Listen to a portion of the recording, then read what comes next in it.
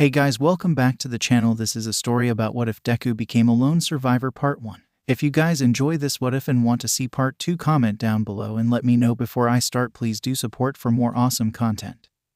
And leave a like and don't forget to subscribe to my channel and also share this video with your friends and check out the description in my playlist. The author of the story 𝗧𝗵𝗲 So let's start the video. Agura City chapter text. You want to stay here? The man's dark eyes narrowed. Why? And watched him look at her up and down. She couldn't prove it, but she felt like she knew exactly what he was thinking about. Why? And maintained eye contact with the man and repeated her words. He crossed his arms and cocked his head to the side. His gruff voice returned. This isn't a friendly city. Why no? Why? And reached into her pocket and placed money on the table. She kept her fingers on the stack and raised an eyebrow. Why? And watched the husky man behind the counter glance down towards her hand. Their eyes connected again. He stroked his scraggly beard. You're going to be stubborn about this, girl. A sly smile crossed Y.N.'s lips for a moment, before returning to the stern, tight-lipped position. Y.N. slid the stack of cash towards the man and slowly lifted her hand from the desk. He held it in his hands. The man counted, then recounted. Afterward, he checked to make sure the larger bills were real. He paused. His dark eyes drifted back to Y.N.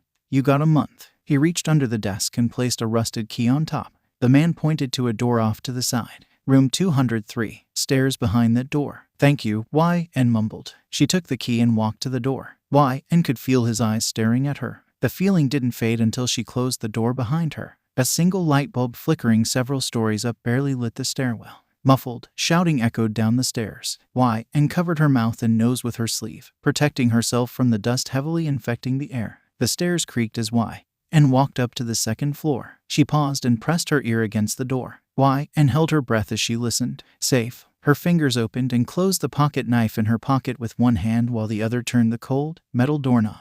The door hid a small hallway with several doors lined up on both sides. Y.N. held her breath as the wooden floorboards beneath her feet groaned as she walked. Each door looked the same, their uniformity broken by small, rectangle plates with room numbers engraved on them. 203. Y.N. repeated in her head as she walked. Y.N. stopped and studied the wooden entrance before her. She cautiously pressed her ear against the door and listened. Silence. Y.N. pushed her key into the lock and turned. A small click sounded. Y.N.'s heart rattled in her chest as the door swung open. Y.N. slid her hand along the wall, turning on the lights before entering. The room was much smaller than Y.N. thought it would be. The door closed behind her as she glanced around the room. A bed pressed against the wall across from her, and on the right, a window hid behind tattered blinds. In the corner sat a small table and a single chair. A mini-fridge stood on the floor, and a microwave was placed on top. By the two appliances was another door. Y.N. locked the door behind her and pulled out the pocket knife. She whipped her wrist and opened it as she approached the room. Y.N. placed her fingers on the doorknob.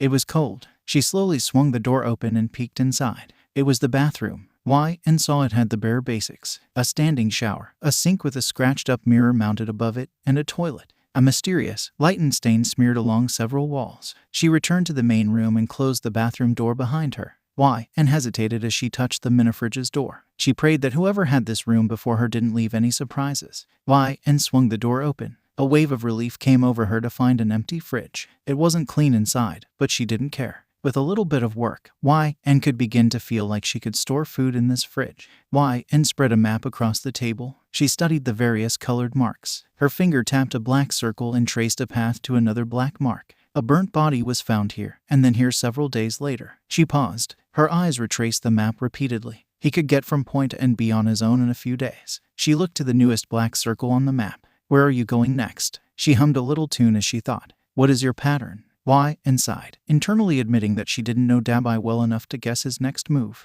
Y.N. retreated to a pink mark on the map, marking a body found drained of blood. She looked at another pink marker and tried to link a path. She chewed on her lip and thought. 𝗵𝗃𝗲's marks were few and far in between. She didn't leave a trail of bodies for Y.N. to follow. 𝗵𝗃𝗲 was also very particular about her victims, making her even more challenging to track down. Black and pink circles overpowered all the marks. A few green and red question marks littered the map, signaling potential spinner and twice attacks, respectively. She crossed her arms as she thought about those marks. But why? She whispered. Twice and Spinner were some of the more nonviolent members of the League. She wondered if she was genuinely confident that these really were attacks from the two or if it was wishful thinking. Y.N. had unused colors. Seeing the lack of blue, purple, and orange on the map made her feel uneasy. Every time she saw the missing colors, she began to wonder if everyone made it out all right. She shook the thought from her head. The cold metal from her locket touched her skin. Those 3 have quirks that don't leave traces. Yeah, that's why there aren't any marks for them. They're fine. Why? And stood up straight. She approached the bed and inspected the blanket and pillows. She tossed her backpack onto the bed and uncomfortably sat down, still unsure of the cleanliness of the sheets. Why? And retrieved the a stuffed animal. She hugged it in her arms. Why? And felt cold inside. A shaky breath escaped her lips. Warm tears ran down her cheeks. What are we going to do? Silence. Why? And sat up and wiped the tears from her eyes. Small steps. Tonight, sleep. Tomorrow, breakfast. She placed the small stuffed animal by her side. Why? And stared at the window. The blinds were slightly torn, giving her little glimpses of the night sky and the glow of neon lights. A slight draft came in through the window. As much as she didn't like having the blanket on her, why? And pulled it close to her face. Good night. Her hands lightly ran along the stuffed animal's fur as she laid down in complete silence. The next morning, why? And inspected her arms and legs for any signs of potential bug bites before getting ready to leave. After, she dug her fingers into the stuffed animal's fur, looking for insects. Looks like we're good. Why? And chirped. She tucked the toy into her bag and slung the strap over her shoulder. Why? And retrieved the map on the table and slid it into her back pocket. Why? And looked through the door via the peephole. A man wearing dark clothes was standing in the hallway, a lit cigarette in his hand. His head hung low, only lifting to take in another hit. Why? And watched the man, trying to dissect why he would be standing by her door and what his intentions were. She flung her pocket knife open and kept it in her hoodie. Her thumb caressed the blade's handle as she opened the door and left. The man looked up at her. Why? And locked the door, keeping the stranger in her peripherals. Neither the man or why? And said anything. His head turned back down shortly after his initial glance up. Why? And hurried down the stairs to the bottom floor. In the lobby, the same heavyset man was behind the counter. It was as if he didn't move since the night before. Why? And gave him a nod as she left the broken-down motel. On her way to the motel, why? And recalled seeing a diner. She mentally retraced her steps, trying to remember where exactly it was. Her concentration was broken by the sounds of a nearby scuffle. Across the street in an alleyway, a pair of young women had guns out, pointed at a man with a snake mutation. One barrel was pressed against his head while the other one was against his chest. Why? And could faintly see the snake man's tongue flicker. People vacantly walked by as the 3 stood off. Why? And saw the snake man bare his fangs. She caught a small glimpse of the man biting down onto one of the girls. A scream in pain was followed by a gunshot. Why? And did like everyone else. She turned her head away and kept walking. Why? And didn't like this city, but she could appreciate that the people didn't pretend to act like they cared. A man just died and possibly a woman too. Yet no one batted an eye or stopped to call for help. They just kept existing just as they always have. This is the kind of thing why? And expected from a lawless town where most of its inhabitants are villains in hiding. Why? And found the diner. A newspaper stand was placed by the front door. She swiped one up as she entered. Why? And sat down at a booth with her bag next to her. The diner looked ordinary. Behind the counter was an older woman, her hair pulled back into a ponytail. Behind her was a small window to the kitchen. There, she could catch little glimpses of the woman running the kitchen. She had short hair, and her eyes were sharp. Both women looked directly at Y, and when she walked in with unwelcoming expressions on their faces. The one in the ponytail eventually came over to take Y&'s order. Not the friendliest duo, are they? She waited for her breakfast to arrive in almost complete silence. As she waited, Y&' looked through the newspaper, skimming the headlines for any news burned corpses today. Dabi had one pattern that she noticed. He never attacked 2 days in a row. It's been a few days since his last attack, and she was excited to see the news of another one. Every new mark brought her closer to finding the leak. A ceramic click caught Y&'s attention. A plate and cup of coffee were placed beside her. She folded up the newspaper and poked at the food as soon as the waitress walked away. The eggs were bland. Y&' almost coated them with a layer of salt and pepper to try to give them some flavor. Mysteriously, it seemed to have no effect. Y&' held the coffee mug in her hand as she returned to her newspaper. The coffee was definitely not fresh. It was lukewarm and tasted stale. Over her time on the road, Y&' learned to expect such things from small diners like this one. Today's newspaper didn't hold any useful information. There wasn't anything Y&' could potentially link to the leak. She placed the stack messily off to the side and pulled her breakfast closer to her. I promise there's food out there that tastes better than this. The eggs were flavorless, and the pancakes were rubbery like expired gummies. She spent more time chewing on the hardened pancake than anything else. I could probably make something better in the microwave, don't you think? Y&' took a piece of blackened bacon and felt it snapped in half as soon as her teeth made contact with it. Out of everything on her plate, Y&' could imagine screwing up the eggs and pancakes out of laziness or lack of talent. However, the toast supplied was also off. and couldn't believe how they managed to screw up putting a slice of bread in a toaster, but they somehow did. And kept her head down as she ate, especially when someone walked by. In a town where most of its inhabitants could be a murderer, and didn't want to risk looking at someone the wrong way. She placed down money under the coffee mug and collected her things. On her way out, and recalled how much money she had left. Or rather, how much money she didn't have. The funds Jiren had left her had quickly run out. She tried her best to make it last for as long as possible, but finding the league was much harder than she thought. And had long resorted to stealing to get by, taking spare change and loose bills from those more well-off than her to survive. Whenever she was down, and reminded herself that things could be worse, she could be begging on the streets. Things were getting harder now. She was losing her agility, and it was more challenging to be stealthy. As each day went on, she realized that she needed to stop and settle down for a while. Her own health and safety had to be a priority, even before the league. And stopped in her tracks. A sign posted in front of a window caught her attention. A help wanted sign. It was dusty and faded, almost as if no one has touched it in years. And looked up above the door, trying to figure out what kind of store this was. It was a bar. She reached out and turned the doorknob. The door creaked open. Hello, and waited patiently for a response. Nothing. She decided to take this as a sign that she wasn't getting a job today. However, she could loot some of the alcohols and trade them off for a bit of quick cash. Find the right person, and they'll pay a fortune for some vodka. And stepped inside and looked around. The bar was small. It had enough room to keep less than 50 people seated inside. She spotted light bulbs mounted above. There weren't many. She guessed that the bar was dimly lit at best when the sun goes down, and the lights are on. Her hand touched the wooden surface of the bar. It was surprisingly clean and well polished. The display of bottles behind the counter was also well organized. It was clear where whoever ran the place had their priorities. Who's down there? And felt the hair on the back of her neck stand up. She saw a light glow off the wall as a door opened at the top of a set of stairs.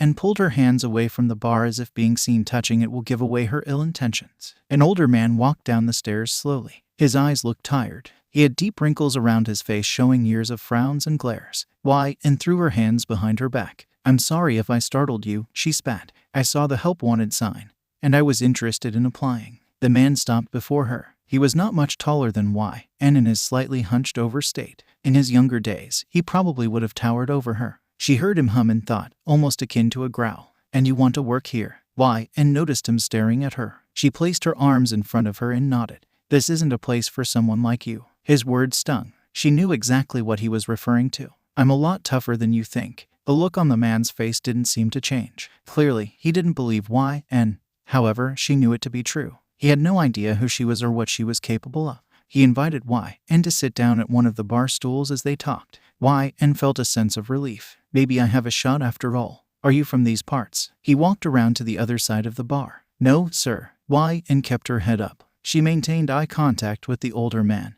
only breaking it to blink, just like how Jiren trained her. I'm guessing you're a water drinker instead of alcohol. Something about you doesn't scream I like getting wasted.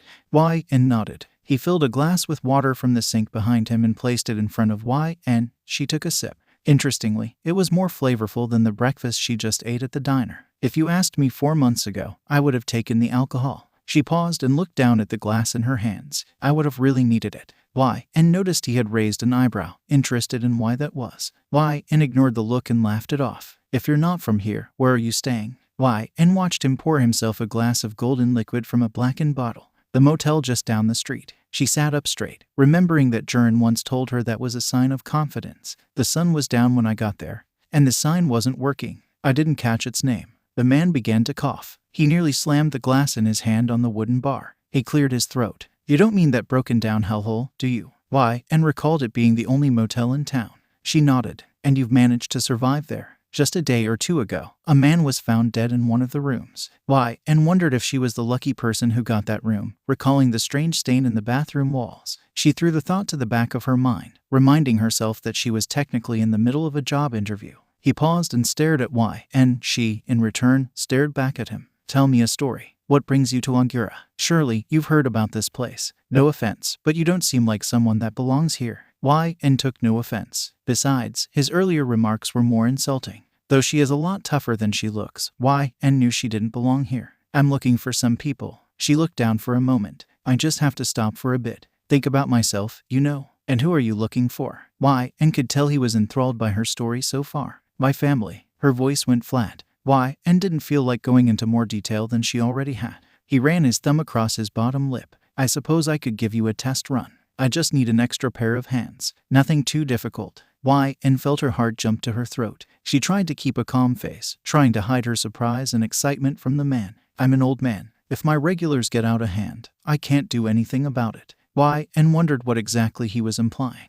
Blindly, why, and reassured him that she could take care of herself. If you say so. He didn't sound convinced. He sighed. My regulars are all drunks, idiots, and villains. Don't wear anything you don't mind getting dirty. Vomit, blood, the usual stuff. Why, and made a mental note to not wear her prized hoodie. Can I wear something to cover my face? Her eyes looked down. I don't really like cigarette smoke. Do what you want. As long as you can do the job, I don't care what you wear. It's not like you're going to last longer than a night. Why, and's eyes narrowed at the man. She was now determined to stay as long as she wanted. Why, and smiled and thanked the man. For the first time in months, that felt like the first time she's been genuinely grateful. Show up around 5 tonight. You can help me clean up before they start flocking in at 7. Why, and nodded. He extended his hand. What's your name? Why, and took his hand in hers. 𝗧𝗵𝗲. I'll let you know mine when you've proven yourself after tonight. Why, and's grip on his hand tightened. She had every intention to prove that she could do just that. Bedtime story chapter text Why, and swung open the door to the bar. The setting sun peering through the open windows gave the room a little extra light.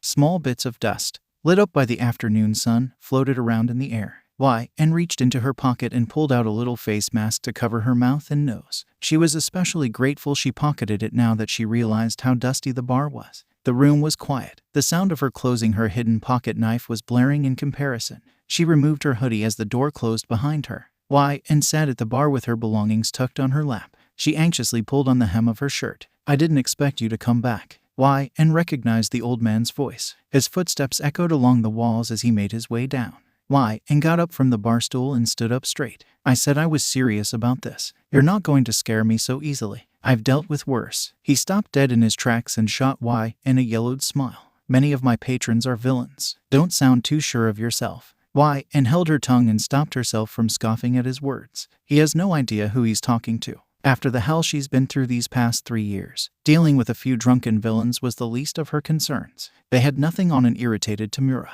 I see. Well, what do you want me to do? The man tossed a damp rag to Why, and start by wiping down the tables. Place your stuff behind the bar, otherwise it's going to go missing. She caught the towel and did as he said. She felt him stare at her as she passed by. Why, and hugged her hoodie close to her chest before placing it down underneath the counter. She walked towards the closest table. Why, and felt vulnerable. She lightly ran the rag along the nearest table's surface. So, you said you're looking for your family. What happened to them? Why, and kept her head down and focused on the task at hand. She chewed on her cheek, deciding how much information she could trust the old man with. We got separated. Why, and didn't want him to know too much, though he was bound to figure bits and pieces out. She came explicitly to 𝗬𝗲𝗄 for a reason. And who are you looking for? A brother or sister? In the corner of her eye, she saw him walk behind the counter and wipe down a glass in his hand. My dad. Why, and paused. She saw her reflection on the wooden table. He left me for work reasons, and I've been trying to find him for a few months now. Why, and walked over to another table. She noticed the old man was watching her work at a distance. Can't just file a police report or hire a 𝗲𝗲.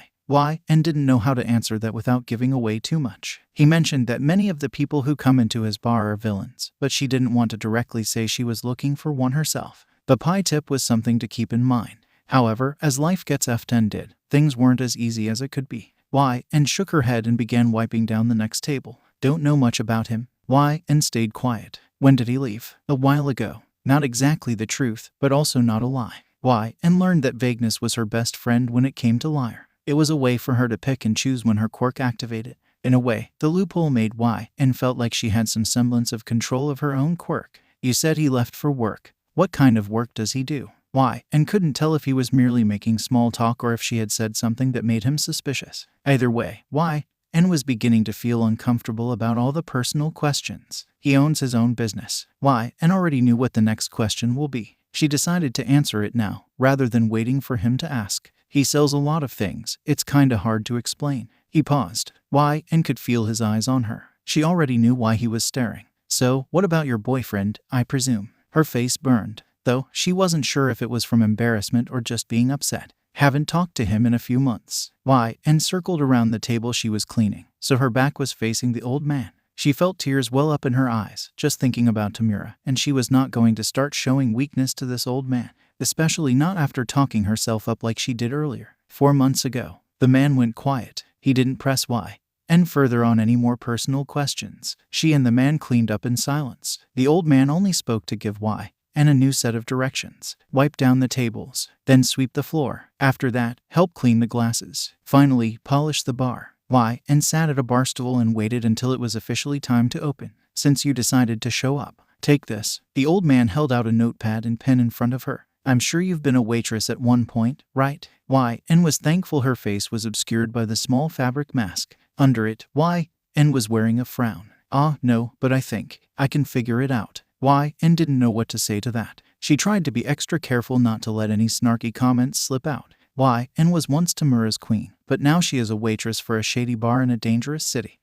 Inside, things could be worse. I could be begging on the streets. The door swung open, and jumped onto her feet. Hey, Gramps, give me the most expensive drink you got.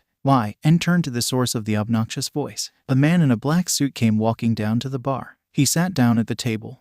And watched him approach her in the barkeep. How annoying. I just made a killing. I managed to sell some group of dumbass villain wannabes the faulty ammunition I was gonna scrap. While the tone in his voice irritated and his words and lack of standards were even more off-putting. The old man placed a glass with a clear liquid and ice in front of him. He motioned his hand towards 𝗵𝘃𝗲, this here is Atsuko. Don't be. The old man paused for a moment. Well, yourself. This one shows promise, and I'd like it if you all would quit scaring my help away. 𝗵𝘃𝗲 looked to I'm in a generous mood. Give her a shot. And shook her head. Oh, pass. And had just met 𝗵𝘃𝗲, and she already found him obnoxious. However, his line of work interested her. She wondered if he was familiar with Jiren. As far as dealers go, he's relatively well known.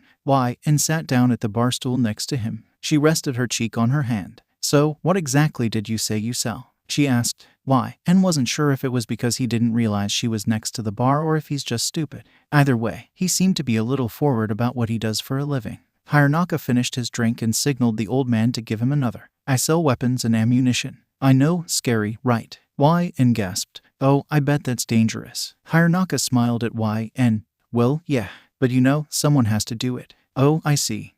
And tried her best to sound interested in what 𝗵𝘃𝗲 had to say. The self-centered tone in his voice grated at her. Selling ammunition wasn't so hard. Jiren entrusted her to do that straight away once she learned the paperwork. Nevertheless, and kept up her face and pretended to sound impressed. Do you work with other people? She played with her hair and her fingers as she spoke. 𝗵𝘃𝗲 finished another drink. He slammed the glass down on the bar's surface. Nope, I'm a one-man operation, he replied. Another smug smile crossed his lips.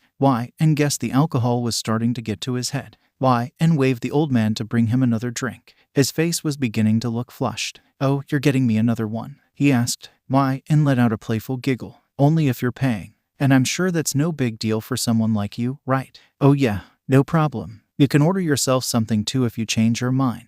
The smile on his face rubbed and the wrong way. She thought he was both cocky and trying too hard. If it weren't for the fact that alcohol wasn't in her best interest at the moment, she would have considered buying every bottle to shut him up, keeping the ones she wanted and reselling the rest later for extra cash. It was clear that 𝗵𝘃𝗲 wouldn't know Jiren. She was sure he had never met another dealer even close to reputable. He just lost his usefulness, and wanted a way out of the conversation. The door swung open, and a group of 3 men walked in. And let out a sigh of relief. There was her escape. She tapped the little notebook against the bar. Oh, it looks like I have work to do. She stood up and walked towards the men sitting at the far back table. The night was mostly small introductions and lots of walking around. Most of the patrons seemed apprehensive towards and at first. However, a few of them warmed up to her after a bit of alcohol made it into their systems. You did good out there, girl. The old man was wiping off tables while and carried plates and glasses to the sink behind the bar. Thank you, and replied. She turned on the hot water and watched the water run over the dishes. And pulled off the black mask and shoved it in her pocket. And heard the old man's voice from behind her. You're more than welcome to go home for the day. I can finish up cleaning here. If it were any other job in any other city, and would have jumped at the offer. However, not in Ogura. Just earlier that same day, a guy got shot in daylight. She felt unsafe starting the night she arrived. And that proved it. And didn't want to walk outside while the sun was down ever again. Actually, I don't mind helping out, she paused, until the sun starts coming up. The old man nodded. Sure, I could use the extra help. He left it at that. Why, and was thankful he understood where she was coming from. The sound of running water and a broom brushing against the wooden floor filled the air. Neither Why and nor the old man spoke while they worked. Why and quickly finished washing the dishes and began putting them away. Now go to, the old man said. Why and looked up from her work. What was that? She asked. The man repeated the name again. That's my name. I said I'd properly introduce myself when you've proven that you'd last more than a day. Why and smiled at him. It's nice to meet you, Mr. 𝗧𝗵𝗲. Why and finished up the list of tasks Mr. 𝗧𝗵𝗲 had given her. The older man gave Why and a key to the bar and her payment for the night. He excused himself before retreating to his room upstairs. Why and sat down at one of the tables and watched the sunrise through the front window. Light rays peeked out from between the buildings and poured into the bar. She threw on her hoodie and pulled the hood over her head. Although the world outside the bar appeared peaceful, Why and flicked her pocket knife open. She counted her payment before separating a small bit of it and shoving the larger chunk under her bra strap. Why and exited the bar and locked the door behind her. The chilly morning air nipped at her face, giving her a sudden jolt of energy. How about a delicious microwaved breakfast and a nap for a hard night's work? The tone in Why and's voice was genuinely upbeat and chipper. Why and tucked the key into her pocket. Yeah, that sounds good, she replied. The street was quiet. As she walked, Why and didn't see anyone around. Her nerves were on edge. Being completely isolated made her feel even less safe than she thought. Why and kept her hands in her pocket. So far, she has managed to avoid stabbing someone. However, if it meant her safety, Why and was willing to do it. On the way back to the motel, Why and passed by a convenience store. She stepped inside to follow through with her plans to cook, but also give herself a break from the cold. She felt her face warm up instantly as she stepped through the automatic door. Her fingertips tingled as she pulled them out of her pocket and rubbed them together. Nothing in the store stuck out to Why and she looked at various snacks and wondered what she could throw together to make a decent meal. She found herself straying to the junk foods. Chips, ice cream, cookies. They all looked so good to Why and stopped in front of some prepackaged instant ramen. "You," she mumbled. She began to walk by, without thinking, Why and grabbed several packages of the noodles she had just scoffed at, along with a set of paper bowls and plastic utensils. Dinner plans bought and in tow, Why and headed back to the motel. Glass objects shattering, and raised voices echoed down the stairwell. A deepened voice screeching bitch, and various death threats rang out. Why and held her bag close to her chest. For the first time, she ignored all her usual precautions. She hurried into her room before whatever fight going on above her turned into a bloodbath. Why and locked the door behind her. She pushed her bed in front of the entrance, blockading herself into her room. Why and sat down on her blanket and flipped the plastic grocery bag upside down. The contents inside spilled out in front of her. With both hands, she picked up an instant noodle package. She looked at one and then the other. "We have beef and shrimp. I don't really like these, so it's your pick." Why and hummed to herself as she pondered the choices. "Shrimp it is," using water from her bathroom sink and the microwave to heat everything up. Why and made herself a dinner consisting of instant ramen and orange juice. She sat down in the center of her bed and ate. "You know, this isn't as bad as I remember. Definitely better than that crappy diner, that's for sure." She paused and stared down at the near-empty bowl in her hands. Her lip quivered as that familiar coldness sunk in. Breaking into Tartarus, that was such a stupid plan. Tears fell down her cheek. If we didn't go, things wouldn't be like. She paused. Her eyes scanned around the room. Why and took in the sight of the broken-down room she was sitting in. She began to feel her head spinning and her chest throbbing. Why and placed the bowl down on the floor and crawled under the blanket. "Maybe Dabi will leave another hint tomorrow." Why and yawned. "Things will turn around once I find one of them." Why and felt the thin paper-like pillow under her head. She rolled onto her side, mainly sleeping on her arm. "How about a story?" Why and asked. She hummed and thought about what kind of story she should tell. "Oh, I know. Once upon a time, there was a very timid lady. She had everything she needed. A job that she lived for, friends and family who loved her, and she loved each and every one of them in return. She was content with her life, perfectly happy. Then one night, a sound woke her up. It was a loud thump. She left the warmth of her bed to see what that noise was. She found a man lying on her floor. The man was hurt, and the lady wanted to help him. She didn't know who he was, but she didn't like to see anyone hurt. What she didn't know was that the man was a very bad man. He had made many people sad. He even hurt people himself. The lady learned the man's name, and she found out how bad the man actually was. Still, she wanted to help him. Even if the man did a lot of bad things, she still didn't want to see him die. The man eventually got better and left. She felt good knowing that she had helped him, but she felt terrible because now the bad man was going to make more people sad. One day, the man came back. Knowing that the lady was timid and kind, he took advantage of her. He took advantage of her because he was a bad man. He made the lady sad. Many times. Over time, it was okay because the lady began taking advantage of him too. Although she had good intentions, she began to wonder if she was also a terrible person and just didn't know it. She might have been timid, but she was smart as well. She played along with the man's games because she knew if she did, the man wouldn't make any of her friends or family sad. She decided to play with him if it meant protecting her friends and family. However, playing along with his games meant that she couldn't see her friends or family anymore. She wanted to protect them more than anything, because she loved them more than anything and wanted them to be safe and sound, even if the lady was unhappy in the end. After a long time, she stopped thinking about her friends and family. They became a memory she had long forgotten. However, she stayed by the man's side because she learned that playing with the man wasn't so bad all the time. She made some new friends that filled the loneliness in her heart a little. Some of the man's friends didn't like her. A few of them changed their minds, and a few of them didn't. Then one day, the lady realized she cared for the man much more than she thought she did. The man wasn't nice to anyone, not even his friends, but he was kind to the lady. She knew he was playing pretend at first. It still made her feel special whenever she managed to make him laugh or smile because he never did those things in front of other people. She began to care for the man more and more. Soon enough, she didn't care if the man was pretending or not. You see, the lady is terribly selfish. She just wanted to see him happy because it made her happy. The man never said he loved the lady. Not once. But the lady never said it either. It wasn't needed. Then, one day, the two of them made a foolish decision. It cost her everything. The lady lost her new life, and she lost her new friends and family. Once again, she was all alone. Deep down, she feels that they are safe, so she learned to have hope. The world is scary, but she learned that she had to be strong. Still, she was sad to be alone for a long time. But now she's not worried anymore. In the end, the lady realized wasn't actually alone. The man had left her a gift, and the lady is very excited to hold that gift in her arms and to play with him or her very soon. Things are bad for the lady right now, but she's doing the best she can, so her little gift will be happy and healthy for a long time. An extra surprise chapter. Text 𝗬𝗏 lightly placed her hand against her skin as she felt what seemed like butterflies in her stomach. She's noticed the new sensation ever since she made it to 𝗬𝗏𝗧𝗧 City. It was terrifying, but still a welcoming feeling. She sat in the middle of her bed, experiencing this moment. A sudden jolt of cold ran its way from her fingertips to her core as she remembered she was all alone. And had no one to share these moments with. That realization made times like this bittersweet and lonely. And considered what everyone would say if she wasn't alone. Jiren might be excited, she assumed. He wasn't the type to get attached to anyone. But and was confident he wouldn't be able to resist her soon-to-be son or daughter. And recalled Tomura and Kurogiri's last argument. She decided Kurogiri's reaction leaned a little more towards being upset. He clearly cared about Tomura, so she hoped Kurogiri would care about Tomura's child as well. Her blood froze as she realized there would be no way to continue hiding just how close she and Tomura were from the rest of the league. The baby will be a huge neon sign. Undoubtedly, 𝗵𝗃𝗃 would be overjoyed. Though, and already decided 𝗵𝗃𝗃 isn't allowed to babysit alone.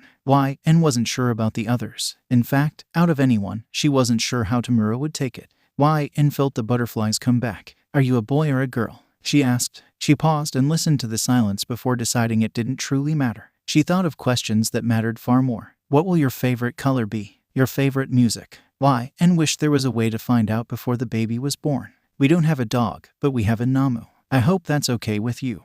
And wondered if it was safe to keep 𝗵𝗏𝗏 near the baby. He didn't do much of anything on his own. Even so, and wasn't sure if she could fully trust the creature with her baby. I wonder whose quirk you're going to have. Both Tomura and didn't grow up with a parental figure with a similar quirk.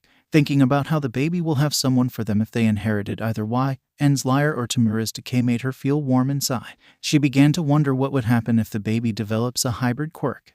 And couldn't fathom what a mix between her and Tomura's quirks could possibly make. And felt the baby's movement for a little longer. The calm and content expression on her face shifted to something much darker. I don't know what I'm doing. At this point, and wasn't sure if she was still talking to her unborn son or daughter or just to herself. How do I change a diaper? Where am I going to get the money to buy a crib? Where would I even put one? How am I going to hunt down anyone in the league with a baby strapped to me? 𝗬𝗏𝗏's mind ran in circles. One moment, she was panicking over how she was going to care for her child. The next, she is wondering how the child could put her search for the league on an indefinite hold. Light poking through the holes in her curtains shined in 𝗬𝗏𝗏's direction. The sun was beginning to set. She put aside all her worries, for now. It was time to head to the bar before the sun sets. And held her knife in her hands, hidden in her hoodie's pocket. She felt the sharp tip of the blade poke her finger. The sense of danger that loomed over her as she walked down the nearly empty streets eased as soon as she opened the bar's door. Now in the safety of her new temporary workplace, she felt like she could finally breathe.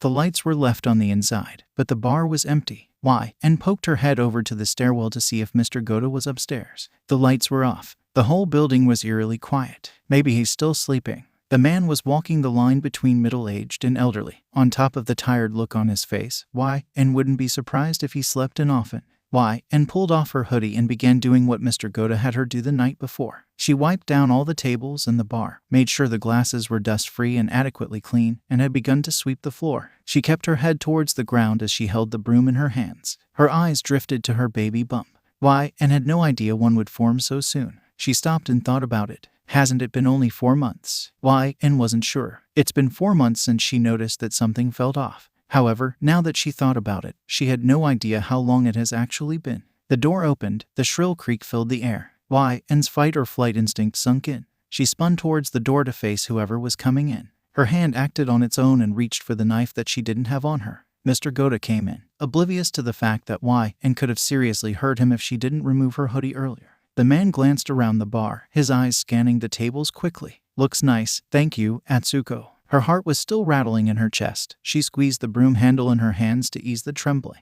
Why? And forced out a smile and a nod. He carried in several bags. Why? And offered to help, but he declined. Mr. 𝗧𝗏 said the bags were too heavy for her. Why? And argued that he didn't know that, adding that she was a lot stronger than she looked. He eyed her with a frown. Mr. 𝗧𝗏 informed her that she knew what he meant. Why? And looked down and returned to her sweeping. The silence between the two was long. It gave the atmosphere in the air a feeling of awkwardness and light tension. So, how long around are you? Mr. 𝗧𝗏 asked. Why? And fumbled with the broom's handle. She couldn't make eye contact. 4 months, maybe, he repeated. His voice made him sound more curious than anything else. Even so, why? And felt like she was being judged for not counting down to the second. I was going through just so much stress. I wasn't in the right mind to notice something was off until about 4 months ago. Why? And stopped fidgeting with the handle and looked at Mr. 𝗧𝗏. So you could be 4 months in or 5, maybe 6, and you'd have no idea. It sounded terrible when he put it that way, but it was true. Why? And nodded. At one point, she did try to figure out just how pregnant she was. It was near impossible to figure out when the baby was conceived. After their first time, Tomura acted as if he was addicted. Behind closed doors, the stress from going to Tartarus hit him much worse than he let on outside the privacy of their room. Sex became his way to distress, and why? And was more than happy to offer herself whenever Tomura wanted. Sometimes, that meant once a day, other times more. At the time, she knew he was merely going through a phase. He found something he liked, and he overindulged. As selfish as it was, why? And wanted to take advantage of it while she could. She knew she had Tomura under her thumb, because she had something he wanted. If she needed something from Tomura, she knew that she could use his hormones against him. At the end of everything, Tomura wasn't an affectionate person at heart. She thought once Tartarus blew over and he was on to his next venture, the affection he showed would either slow down or stop altogether. Have you considered going to the doctor? Mr. 𝗧𝗏 asked. Her voice trailed off. Why? And was beginning to feel worse and worse for every question Mr. 𝗧𝗏 asked. It wasn't like she didn't want to see a doctor, it was just not a possibility at the moment. The look on her face must have given something away. The man sighed loudly before slowly wandering upstairs. After a moment, he came back down with his hands in his pockets. He held up several bills. I'm going to leave this with your stuff. Use it to go see a doctor. After tonight, consider yourself fired until then. Why? And didn't like feeling as though she was a charity case. She chewed on her cheek, wondering if she shouldn't have been so open after all. Come back with a picture of your little guy. I think that'll be repayment enough. Why? And reluctantly nodded. The conversation ended just as quickly as it came. Why? And helped Mr. 𝗧𝗏 prepare the bar for the night. Once open, the night was ordinary. Why? And chatted with the drunks, convincing them that they needed more alcohol in their systems. Some acted like fools, others were violent. Why? And kept herself away from the violent ones. While she wiped down tables, preparing them for the next person to sit down in order, she tried to listen in on all the conversations around her. Undoubtedly, one of them would have information that could help her find somebody. Tonight wasn't that night. By the end of the night, she got back to the motel with some mild back pains, a headache, and an extra $100 with orders to go see a doctor. Why? And felt like she couldn't sleep for days. She wanted to follow through with Mr. 𝗧𝗏's request, but something was stopping her. Watching her money disappear gave why, and the push she needed to make an appointment. Why? And cooked herself up some instant noodles, changed, and left for the next town over. Walking outside 𝗬𝗏 City was stressful. The streets were littered with dangerous thugs trying to make it as fully fledged villains. The cities outside of Agura was just as stressful for different reasons. Why? And instinctively held her head down every time a police officer or hero was nearby. At one point in her walk to the hospital, she noticed a hero was walking behind her. He lingered around her for a few minutes too long for her liking. Unsurprisingly, the hero was merely on his patrol route. Still, the minutes he had spent walking behind 𝗧𝗵 was agonizing. She was on edge, waiting for the hero to detain her. 𝗧𝗵 placed a hand on her stomach and lightly ran her fingers over her bump. The last thing she wanted to do was to give birth behind bars. That was the single most terrifying thought to her. The hospital was huge on the outside. Flowers and bushes decorated the path to the front door. 𝗧𝗵 looked up at the building, a bit too intimidated to go inside. Inside, everything was just as clean and shiny, just as she expected a hospital to be. Many doctors and nurses walked by 𝗧𝗵 without giving her a second glance. Every so often, a woman's voice on an intercom would fill the hospital with messages for doctors to go elsewhere. With some help from the man sitting behind the front desk and several doctors and nurses along the way, 𝗧𝗵 eventually found where she was supposed to go. 𝗧𝗵 sat down in the corner of the office. She was excited to get a chance to see her baby for the first time. Atsuko Sasaki. 𝗧𝗵 immediately looked up. A nurse was standing in front of a door on the other side of the room. She got up and approached her with a nervous smile. The woman led her to a small office. There, 𝗧𝗵 got her weight and temperature taken and recorded. After that, she was led to a slightly bigger room. The nurse left 𝗧𝗵 something to change into and stepped out, pulling a curtain over the windows before leaving. 𝗧𝗵 got dressed and sat down in the medical bed. She placed her hands on her stomach and felt the familiar butterfly sensation as she waited. A doctor soon came in and extended her hand to 𝗧𝗵. "Good morning, Mrs. Sasaki." 𝗧𝗵 took her hand and bit her tongue as she tried to not correct her. She wasn't married. Instead, she returned the doctor's greeting. A machine was being wheeled in by a pair of large men. As they set it up, the doctor talked to 𝗧𝗵. "So, are you ready to see what you've been cooking in there?" Her voice was pleasant and calming. 𝗧𝗵 found her usually weary attitude towards strangers melt away. 𝗧𝗵 laid down, and the doctor spread a cold jelly over her stomach. She kept a close eye on the men as they walked out. "I bet you and your husband are excited." The doctor's comment caught her attention. 𝗧𝗵 felt a pain in her heart just thinking about Tomura. 𝗧𝗵 paused. "Sure, we are." The doctor stopped moving for a moment. Her expression dulled. Her smile returned, and she continued to rub the jelly as if nothing happened. "Do you have names picked out?" she asked. "Sort of. I have names in mind, but I'm not sure yet." 𝗧𝗵's face felt warmer just thinking about the names she picked. "It helps to see the baby's gender first, right?" The doctor smiled kindly at her. 𝗧𝗵 nodded in response. The doctor flipped off the lights and pulled out a probe that was attached to the machine by a long, gray cord. She delicately placed the probe on 𝗧𝗵's stomach and moved it around in slow, fluid motions. Her eyes were glued to the monitor. 𝗧𝗵 nervously took a look. "And there we have it," the doctor announced. 𝗧𝗵 looked at the screen. She furrowed her brows and cocked her head to the side. There was a gray blob on the screen. "Is that the baby?" Her lip quivered, and her face began to burn. She noticed the doctor looking in her direction. "Seeing this for the first time is really emotional, isn't it?" "I don't know what I'm looking at." Hot shame came over her. What kind of mother can't even recognize her own baby? The doctor pointed. "I'll help you out." She drew a little circle on the screen. 𝗧𝗵 intently stared at the area she circled. "Well, would you look at that?" Her tone shifted, and 𝗧𝗵 couldn't read what it meant. The sudden change made 𝗧𝗵's heart race. "But you see, here is a head." Her finger ran down a bit. "And there's the rest of your little one's body." 𝗧𝗵 squinted her eyes, desperately trying to see what the doctor was pointing out. After staring at the blob for much longer than 𝗧𝗵 had hoped, she was starting to see something that might resemble a tiny human. She leaned forward and paused. "It's not set in stone yet, but I do believe you have a little girl on your hands." The doctor's hand moved to another part of the screen. She pointed. "And if you look right here, you should see another head." 𝗧𝗵 covered her mouth with her hands. "Two," she squeaked. "Yep, two," the doctor replied. 𝗧𝗵 could tell by the tone in her voice that she was both excited and smiling. "Baby girl is covering a lot of baby two's body. It looks like a boy. Like I said, not everything is set in stone just yet on that gender reveal." 𝗧𝗵 couldn't comprehend the doctor's happy tone. Right now, 𝗧𝗵 couldn't disagree more with her. Seeing the babies on the screen made everything too real for her. The realization that she was going to one day bring in two lives into the world sunk in. That feeling of loneliness and helplessness amplified. How was she going to buy them what they need? The bar couldn't possibly support two babies. Would she be reduced to stealing the supplies to take care of them? What happens if she makes a mistake and gets caught? Where would her babies go if that happens? Her hands were trembling. and her mind was bombarding her with questions about how she could possibly take care of 2 children on her own. Trying to find the league with 1 baby was already going to be a challenge. 2 would make it almost impossible. In the background, 𝗬𝗃 could hear the doctor talk about how exciting the news is. Oblivious to 𝗬𝗃's panicking, the doctor turned to her. "What were those names you had in mind?" 𝗬𝗃 opened her mouth, but she couldn't force the answer out. She was still in shock. The doctor's fingers lightly rubbed the back of 𝗬𝗃's hand in a comforting manner. Finally, 𝗬𝗃 managed to utter a reply. "Tomoru for a boy, Tomoko for a girl. I see a pattern." 𝗬𝗃's face heated up. "Those are both beautiful names if you decide to stick with them. I love twins with matching names. It's very cute. For now, how about we set up another appointment?" They appear to be 5 months in. So far, there's still plenty of time to do checkup and preparation. 𝗬𝗃 cleaned up, paid, and left promptly. The nurse gave her a copy of her ultrasound as a gift. On the taxi ride back to Ogura City, 𝗬𝗃 stared at the little picture. Now she couldn't unsee the 2 little heads pointed out to her. She mentally berated herself for the overwhelming grief she felt. Usually,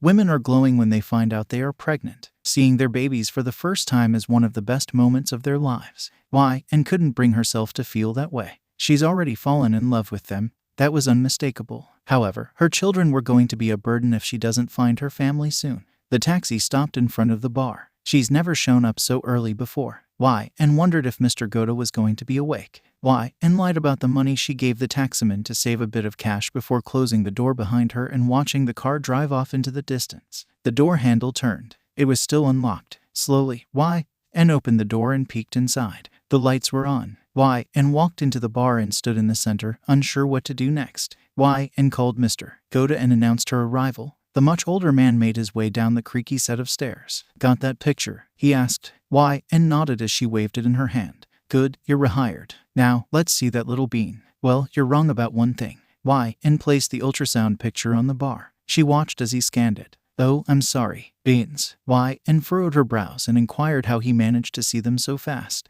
"I have children and grandchildren. These pictures aren't anything new to me." 𝗬𝗃 folded her arms on the bar and rested her head. Mr. Ghota spoke up. "Now that we got that doctor's appointment done, let's talk about what comes next. You're going to be needing to enough for 2. You seem like a smart and resourceful girl. I'm sure we can figure something out." The slums chapter text. He smelled of alcohol and sweat. Every time he spoke to 𝗬𝗃, he ended up slurring his words so much it was difficult to understand him. "Hey," he began. 𝗬𝗃 was impressed. He managed to stumble over a single word. "Want to go back to my place?" It took 𝗬𝗃 a moment to register his words. She didn't speak drunkard. 𝗬𝗃 placed her hands together and looked up at him with big, bright eyes. "That sounds like a fantastic idea. Let's go." She helped the man up from his seat and walked him to the bar's door. The palms of her hands felt sticky as soon as she made contact with his arm. "I'm so excited to go with you." 𝗬𝗃 kept her voice low, out of fear and embarrassment that the other patrons might overhear her, causing Liar to miss its mark. His face went blank. 𝗬𝗃 slipped her hand in his pocket and pulled out a wallet. She held her hands behind her back and waited for the drunk to come to.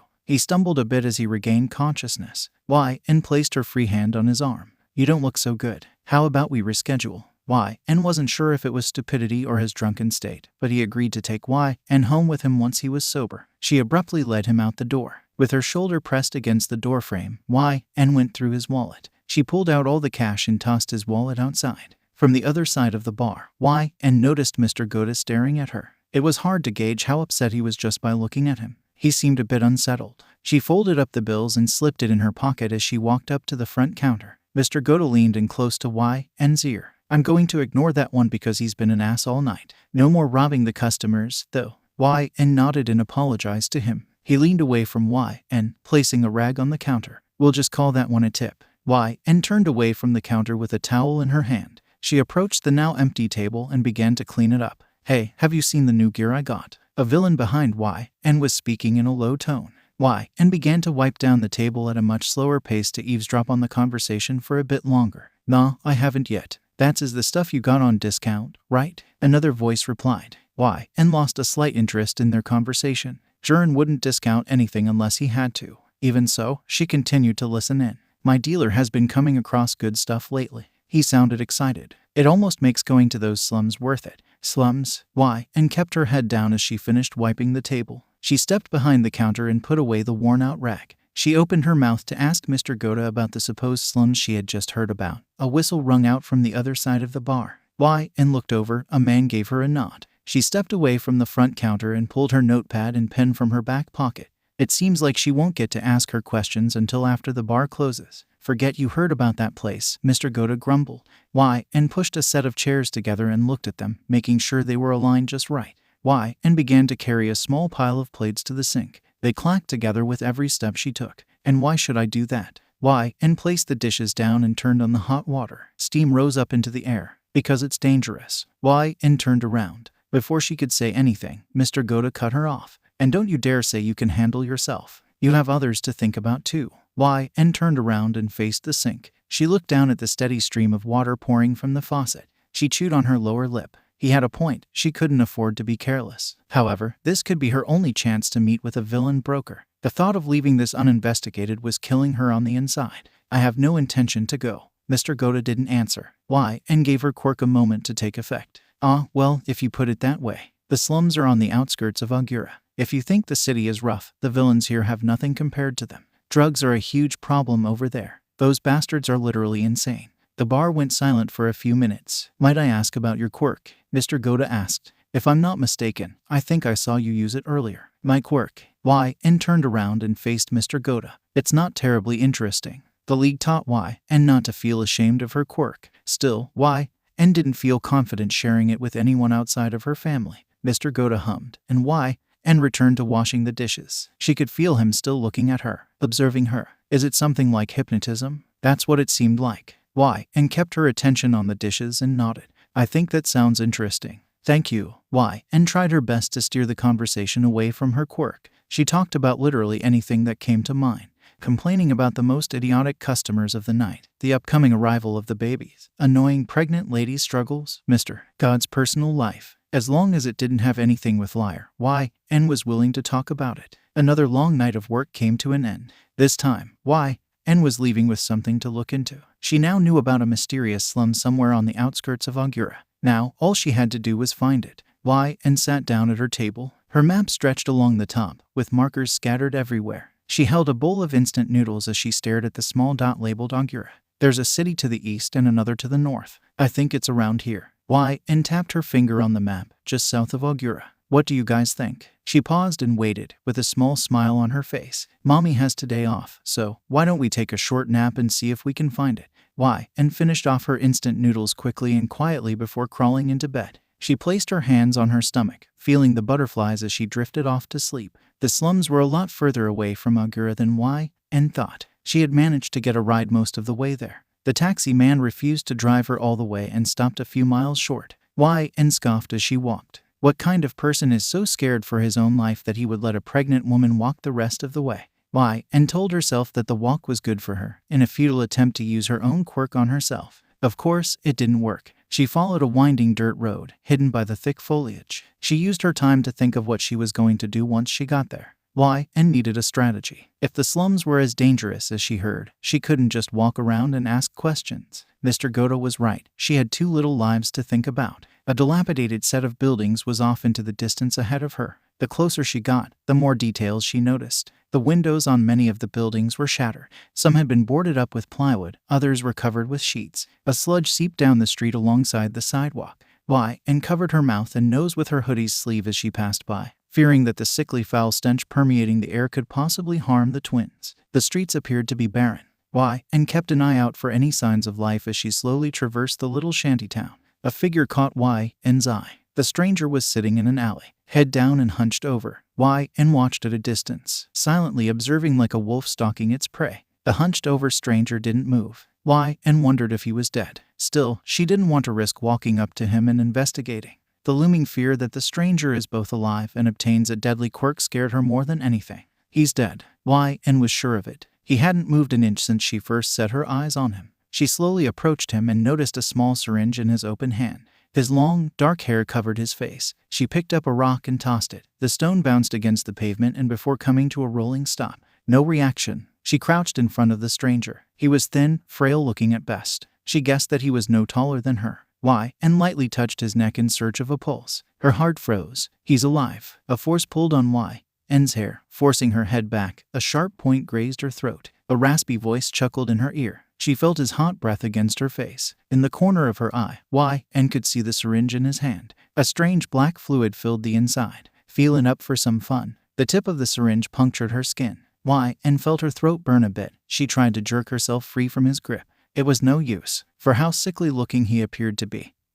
He was undoubtedly stronger than her. The fact that 𝗬𝗃 was pregnant didn't help her case. The more she struggled, the tighter his grip became. 𝗬𝗃's body went motionless. She kept herself calm. Yeah, sure, I'm totally down. He hesitated. 𝗬𝗃 pulled the syringe from her neck and gripped it tightly. Even in the man's confused state, his hold on her hair was still firm enough that she couldn't free herself. 𝗬𝗃 reached into her pocket and dug her knife into the back of his hand. She felt her hair slip from his fingers as he yanked his hand back. 𝗬𝗃 pinned him to the wall, her forearm pressed against his chest. She placed her fingernail against his throat. Make any sudden movements, and this knife is going in your throat. Behind his long, dark hair, she could see small glimpses of widened, fearful eyes. 𝗬𝗃 held up the syringe. The black goo slushed in the barrel. What is this? Onyx, he replied. His voice was coated with fear. 𝗬𝗃 dug her nail into his skin. He sniveled as he began to stammer. It's a hallucinogen. Harmless unless you take too much. 𝗬𝗃 gritted her teeth. Just thinking about even a drop of the substance entering her system made her see red. I'm going to count to 3. Then you're going to be swallowing this knife. He began to get angry. The man started to call 𝗬𝗃 every name in the book, bitch and slut being the more light insults. He tried to fight back, but 𝗬𝗃 kept him pinned. She was unsure whether it was the adrenaline pumping through her veins or her desire to protect her babies. Either way, the power dynamic had shifted in 𝗬𝗃's favor. Trying to put fear into 𝗬𝗃 wasn't working. The man started to stammer. His sudden bout of confidence wavered, revealing the coward he was. He swore that he injected her with a little bit, an amount too small to do anything. His words angered 𝗬𝗃 more than anything. It seemed like he hit the final stage of his roller coaster of emotions. He went quiet. 𝗬𝗃 tried to ask him questions, but he was not complying. Her eyes narrowed, and she grew frustrated. 𝗬𝗃 stepped back as she released him. His body went stiff. The man stood in a death-like trance. The man woke up gasping for air as he slowly slid down to the ground. His fingertips dug into his throat, searching for a knife he believed to be there. His face reddened, and his eyes began to well up. 𝗬𝗃 noticed the skin along his throat was beginning to bleed. Grime and fresh blood accumulated under his fingernails. He spoke between gasps in a panic. Why won't it come out? Pull it out. 𝗬𝗃 knelt before him and looked the man in the eye. There's a broker around here. Where is he? He choked out a set of directions. The man sputtered. His face reddened as he talked. Down the road and over 2 streets to the east. His office could be found in the brown, 2-story building. He mentioned that his building stuck out compared to many of the ones here. 𝗬𝗃 stood up. There is no knife, she muttered. As if an invisible pair of hands had suddenly stopped strangling him, he began to dry heave. As she walked away, 𝗬𝗃 heard him starting to vomit. 𝗬𝗃 followed the stranger's directions. She walked down to the 4-way. And she turned. 𝗬𝗃 played with the syringe in her hands. It was just as the man said. Among all the rundown buildings stood a reasonably well-maintained building. The windows were intact, and the door was on its hinges. There were a few cracks here and there, but compared to the building's missing chunks of wall, that was nothing. 𝗬𝗃 tried to peek in through the nearest window. They were tinted. She narrowed her eyes and tried her best to force herself to see through the darkness. Nothing. She pressed her ear against the door and listened. Loud, rhythmic thumping boomed in her ear. Her heart beats. 𝗬𝗃 placed her hand on the doorknob and turned. She felt the gears inside the knob turn. A small smile crossed her lips. The door was unlocked. She peeked through the doorframe and peered into the darkness. She spotted a side room with light spilling out through the crack under the door. She approached the door and stood in front of it. Through the thin wood, 𝗬𝗃 picked up the sound of a keyboard blacking. She turned the doorknob and cracked it open. A man was sitting behind a desk. He had neatly combed light brown hair and was nicely dressed in a button-up. The broker wasn't very old. He seemed to be a few years older than 𝗬𝗃. He looked up at 𝗬𝗃. Overall, his appearance seemed average. Nothing about him stuck out other than his pale purple eyes. He looked back down at his computer. I don't believe we have an appointment. Schedule 1 and get out. He spoke in a snippy tone. 𝗬𝗃 gripped onto the syringe tightly. She placed her free hand in her hip as she walked over to him. She harshly slammed the needle onto his desk with a frown. He glanced back from his computer to the object 𝗬𝗃 placed down with an apathetic look on his face. Onyx HM. If you're looking for your kick, look elsewhere. I don't carry new drugs in my stock. Not until I know the long-term effects. 𝗬𝗃 kept the syringe on his desk. She had no use for it. In fact, she'd be happy if she never sees or hears about the drug ever again. That's not why I'm here. The young villain broker looked back to his computer. The loud clacking filled his office. Well, I'm busy. If you don't have an appointment, then you don't have any business here. I have an appointment. Why? And spat. He picked up a heavy leather-bound book that sat by his side. He flipped it open and thumbed through it. What is your name? Atsuko. Why? And replied. She watched as he paused and tapped a blank page, convinced that he had her fake name written on the page. So, what do I owe you? He placed the book off to the side and folded his hands on the desk before him. Suddenly, it was like why and had all of his attention.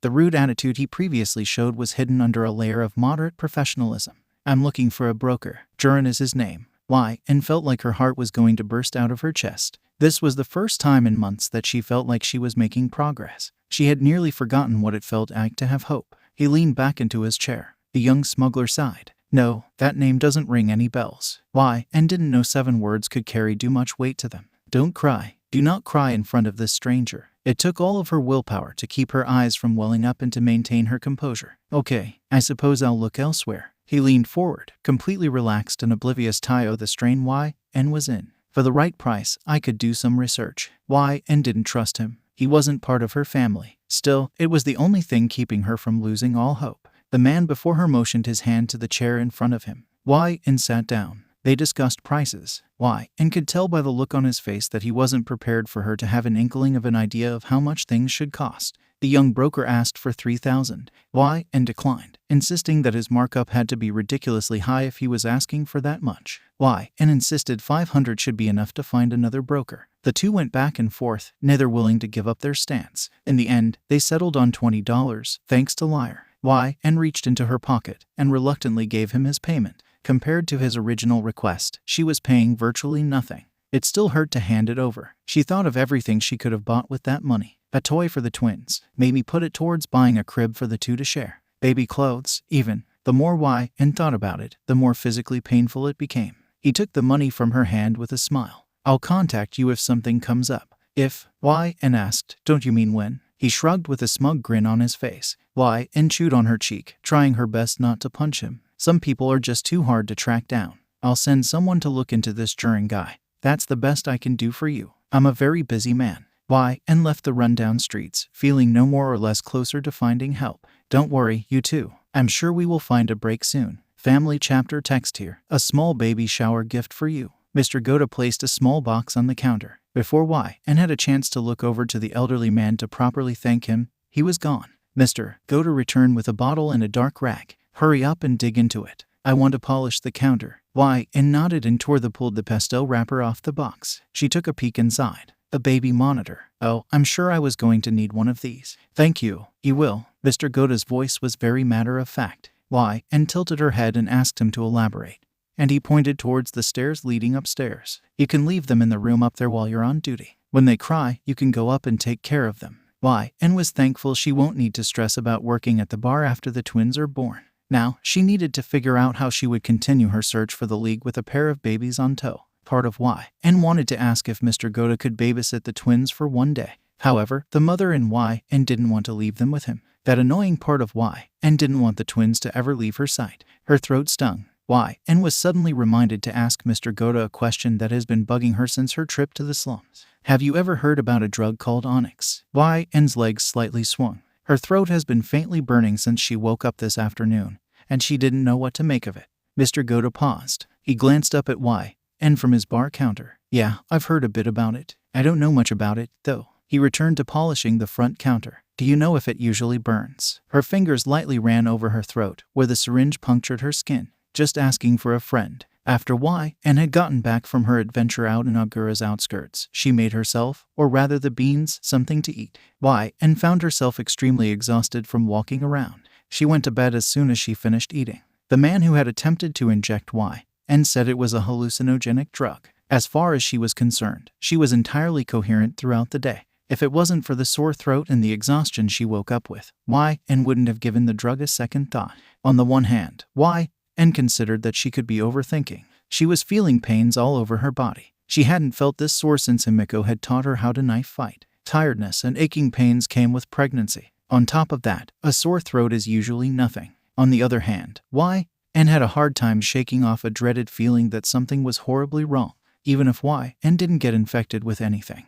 That man still stabbed her in the neck with his disgusting needle. Burn. He tapped the bar as he thought about it. Not sure. I don't think I know anyone who has ever taken onyx. It's a new drug. Pretty hard to get your hands on, if I'm not mistaken. If I were you, I'd advise your friend to steer clear of it. The broker in the slums said something similar. He refused to sell it because it was a new drug. Something about being uninformed about the long-term side effects. Oh, they're never going to touch it again. They were curious, so I figured you might have some information. Mr. Goda's answer didn't make 𝗬 feel any better. She was beginning to doubt whether or not a small bit of the black substance made it into her system.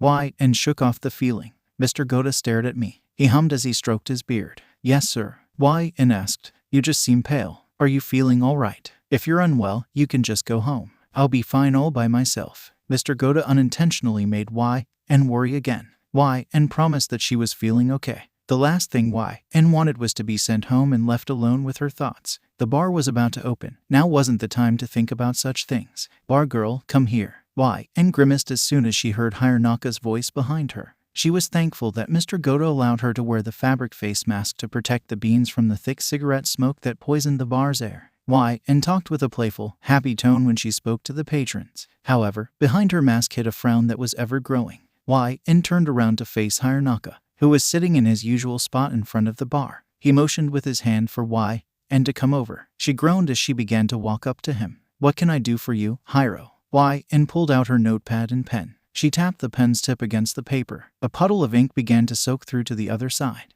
Oh, I was just noticing how much you've grown. How far along are you? 𝗬 noticed his eyes drift down to her baby bump. 5 months. She tried to ignore him and kept her eyes on the notepad. Really? It seems like you should be a month or 2 more. 𝗬 wanted to ask how he could possibly know. However, for the sake of maintaining her professionalism, 𝗬 held her tongue. There are 2 of them in there. 𝗬 tried to sound lighthearted about it. 𝗧𝗪𝗏𝗀's face lit up a bit. Oh, yeah. I did hear you were having twins. A set of boys or a pair of girls? He leaned up against the bar, looking 𝗬 in the face. Neither. One of each. 𝗬 followed through on a second appointment and got her confirmation that she was for sure having a baby boy and girl. On top of that, 𝗬 had a date to look forward to. She will have 2 perfect little angels by the time spring rolls around. And you're all alone. No offense, but does old man Goda even pay you enough to take care of 2? 𝗧𝗪𝗏𝗀 smirked. 𝗬 could feel Mr. Goda's sharp gaze in her direction. 𝗬 tried to explain to 𝗧𝗪𝗏𝗀 that she got paid enough to get by. He cut her off. You know, those 2 are going to need a father figure in their lives. He paused and chuckled to himself. 𝗬 narrowed her eyes, suddenly realizing how punchable his face was. She didn't even want to think about what he was suggesting, removing Tomura from the equation entirely as if she had never met him. Not only did 𝗧𝗪𝗏𝗀 look like a sleazy smuggler, after working for Jiren, she knew just by listening to him talk that he was, in fact, a sleazy smuggler. 𝗬 also couldn't get over how much she wanted to punch his face. Not to brag, he began. 𝗬 rolled her eyes. She knew his self-centered attitude well enough to know he was about to start bragging about something. I make quite a pretty penny. Much more than enough to give those 2 kids the lives they deserve. The top schools throughout their childhood. The best daycare. Even the best colleges if they'd want to pursue a career. He smiled at 𝗬. Sounds like a solid plan, doesn't it? She wondered how much 𝗧𝗪𝗏𝗀 had to drink. 𝗬 didn't typically pay him any attention when he stopped by. She wasn't oblivious to him, though. In the corner of her eye, she noticed him staring at her. 𝗬 crossed her arms and leaned against the bar. They have a father, but thank you. 𝗧𝗪𝗏𝗀 recoiled a bit and sat up straight. Oh, really? They do. He didn't sound convinced. How come I never see him? This is a dangerous city. If I were him, I wouldn't let you walk yourself to the bar. Of course, it takes 2 to have a baby, after all. 𝗬 was done with this conversation. Besides, I can take care of myself. So far, since she's been in Agura, 𝗬 had met 2 brokers. Both of them have had the most detestable personalities she had ever had the displeasure of meeting. 𝗬 was confident that she could do their jobs better, while also blindfolded while also staying modest. If you're not going to order anything, leave Tsuko alone. Mr. Goda called out from behind the bar. 𝗬 was so thankful to have found her saving grace. 𝗧𝗪𝗏𝗀𝗀 immediately closed his mouth and looked away. 𝗬 didn't hesitate to walk away and clean a table on the other side of the bar. As she passed by, 𝗬 pulled down her mask and mouthed thank you to Mr. Goda. He gave her a nod, then returned to pouring a bottle of alcohol for the man sitting in front of him. As the night went on, the irritation in her throat subsided. She felt ridiculous for worrying and stressing herself over nothing. Being pregnant wasn't as easy as she thought it would be. Why? And never thought it wasn't going to be difficult, but she didn't know how much of a challenge it was to go through it all completely alone. Why? And hated that she was beginning to take more breaks throughout the night. She found it becoming more and more challenging to stay on her feet. She began to wonder if she was a burden on Mr. 𝗧𝗵𝗲. He hired her to help him around the bar. Why? And found herself sitting down to rest her aching back for a large portion of her shift. She's also no longer trusted to carry things around, with every simple task taken off her to-do list at the bar. Why? And began to feel more and more useless. After work, she was coming home more and more exhausted as the weeks passed. Sometimes, it was a fight to stay awake long enough to microwave her dinner and eat. Holidays were passing by. Why? And never realized how lonely they were without anyone. Tomura and 𝗬𝗓𝗓 didn't celebrate, most of the time, due to Tomura's sour attitude about social gatherings. Even so, she still had people physically with her. Technically, why? And knew she had her twins with her. It just wasn't the same. Not until she's able to hold them in her arms, to feel the warmth of their skin. Until then, holidays felt bitter and joyless. The marks on the map grew with each passing week. The pink circles slowly came to a stop, which upset Why and significantly. The black Dabi marks became more frequent. That was a bit of good news. More reports about burned bodies have been popping up all over the place. Why? And had been keeping a close eye, silently waiting for a pattern to Dabi's attacks. Her plan for Dabi was simple. All she had to do was predict a pattern and try to meet up with him. Why? And needed to make sure she was going to find him if she was going to search for her patchwork comrade.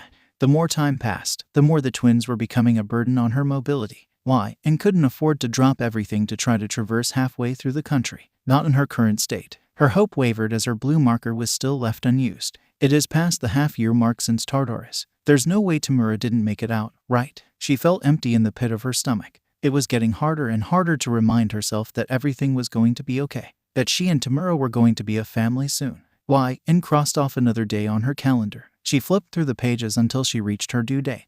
Just gotta survive this season. Why? And could see frost conquering the window from behind her blinds. The first snowflakes of the winter haven't fallen from the sky. Her motel room was much colder. The blanket supplied was almost useless. She sat down next to the half-constructed crib beside her. 𝗬𝗄𝗏 and unicorn plushies were sitting inside. Her growing collection of baby clothes were neatly folded up beside the 2 toys in 3 piles. One for Tomoru, one for Tomoko, and one that the 2 could share. Why? And picked up one of the little outfits. She looked down at it, feeling the fabric under her fingertips. An overwhelming dread sunk in. I still don't know what I'm doing. Even though she was alone. Why? And was trying to hide the fear in her voice. She took a breath in. Why? And heard her breath shake, and she choked out a whimper. Her hands bunched up the little outfit, and she held it close to her. Why? And paused. She listened to the nothingness that surrounded her. Okay, I'm alright. I'm going to be okay. Why? And didn't know who she was trying to fool. She breathed out and wiped her eyes. A trail of wetness smeared along her cheeks. Why? And didn't talk for a long time. Her eyes darted around the torn-up motel room with baby stuff everywhere. Have I told you too about the family? She paused and thought about it. Actually, I don't think I have. Why? And folded the little outfit and placed it back on top of the middle pile. Why? And forced herself out of the chair and sat down on her bed. I think this will be a good replacement for tonight's bedtime story. She shifted in bed, trying to find a comfortable position. Trying to get comfortable in bed had nearly tired her out. Once she settled in bed, why? And cleared her throat. First things first, we have Daddy. Hey, why? And paused and thought about how to best describe Tomura. It takes a bit to get used to him. Sometimes, it feels like he doesn't care. He does, though. Daddy has a hard time showing love. Don't worry, it gets easier. And before you know it, you'll realize Daddy cares a lot. Why? And paused and thought about what else to say about Tomura. He has gorgeous blue hair. Maybe one of you 2 will get it. That'll be nice. He also has red eyes. Something tells me both of you will have that. Why? And hummed as she wondered if she should move on to someone else. Well, both of you are named after him. So, I'm going to have a Tomura, a Tomoko, and a Tomoru. I'm sure that won't be confusing. Why? And had a light-hearted tone in her voice. She hummed, maybe Jiren next. Jiren is a lot sweeter than he tries to let on. Catch him when he's not working. I think you will both like him. And don't worry, I won't let him spoil you too rotten. She paused. A soft giggle escaped her lips before her lonely smile returned. I won't let Jiren pick out clothes for you either. Trust me, you 2 will thank me when you're older. I suppose we should talk about 𝗬𝗓𝗓. Why? And paused for a lot longer than she'd like. She was having a harder time trying to describe 𝗬𝗓𝗓. He can be friendly. He was so polite when she first met him. Without realizing it. Why? And had used up all of his patience. It didn't help when she and Tomura got more intimate. Why? And knew 𝗬𝗓𝗓 was protective of Tomura, but she didn't realize just how protective he would be. Both of you are half Tomura. I'm sure he will adore you too. And was completely positive about that one. 𝗬𝗪𝗎 was incapable of hating anything Tomura makes, children included. Spinner, well, I don't know anything about him, really. That's all right, we can learn about him together. She stopped and reconsidered. Or we won't. Either is fine, really. She moved on to the next villain. Dabi. I don't like Dabi all that much. He's kinda intimidating. Though, something makes me think he might be good with kids. 𝗵𝗃𝗲 is cute. She will definitely treat you two like her little siblings. A genuine smile crossed her lips. She's not allowed to babysit alone. But I think you two will have fun with her. Jin. You two will like Jin. I don't know if he likes kids, but I would trust him with both of you. Her thought was interrupted by the butterfly sensation. And lightly placed a hand on her skin and felt for potential kicks. Nothing. And snapped out of it as soon as the sensation faded away. Where was I? Oh, yes, Jin. He's funny. Though, I personally worry about his little, extra voice. It might be a bit too verbal for both of you. The more thought about it, the less she thought twice would make a suitable babysitter for her two previous twins. Mr. N's voice faltered. She cocked her head to the side and thought about it. For some reason, I don't think he likes kids. It's just a feeling he gives off. I'm not exactly sure why. And fumbled with the blanket in her hands. I'm sure he will like you too. And spoke in a quiet tone. She immediately realized that she had indirectly introduced everyone that mattered to her unborn twins. I just hope we see them soon, and whispered. And felt tears well up in her eyes. I really want someone with me when you two are due. N's eyes drifted to the calendar sitting on top of the map. Just a little less than 4 months. Her thoughts were broken by the sound of the harsh winter wind howling. The window rattled. And felt a cold breeze sneak into her motel room. She pulled the blanket closer to her face as a chill stung her face. I hope we find them soon. Breadcrumbs chapter text and pressed her red marker on today's box and struck a mark through yet another date on her calendar. Not too much longer. N's voice was a mix of all sorts of emotions. Sadness, excitement, worry, anticipation. She knew these last 2 months were bound to be the most stressful, but she didn't expect it to hit so soon. And flipped through the pages until she stopped at a circled date. Who knew 10 months would feel so long? The ultrasounds N had collected from her 2 hospital visits were taped to the calendar. And looked at the newer picture. The 2 were much more visible, yet and could never tell which one was Tomoko and which one was Tomoru. She studied the little hands with their tiny fingers and their little feet. Every time she looked at the picture, she couldn't help but notice that it seemed like they were hugging onto each other. No matter how stressed N got, the sight of the 2 brought a smile to her face. N wished she could have visited the doctor more often. She thought it would have been nice to have an ultrasound every month to see the babies grow. Unfortunately, N didn't have the money for that. Over the past few weeks, N had found that she spent more time looking at the calendar than her map. Dabi's trail of death was almost unpredictable. The expectancy date circled in red was more concrete. As of now, it was more tangible than trying to track Dabi. To add to the difficulty of finding her patchwork comrade, it seemed like the snow flurries were slowing him down.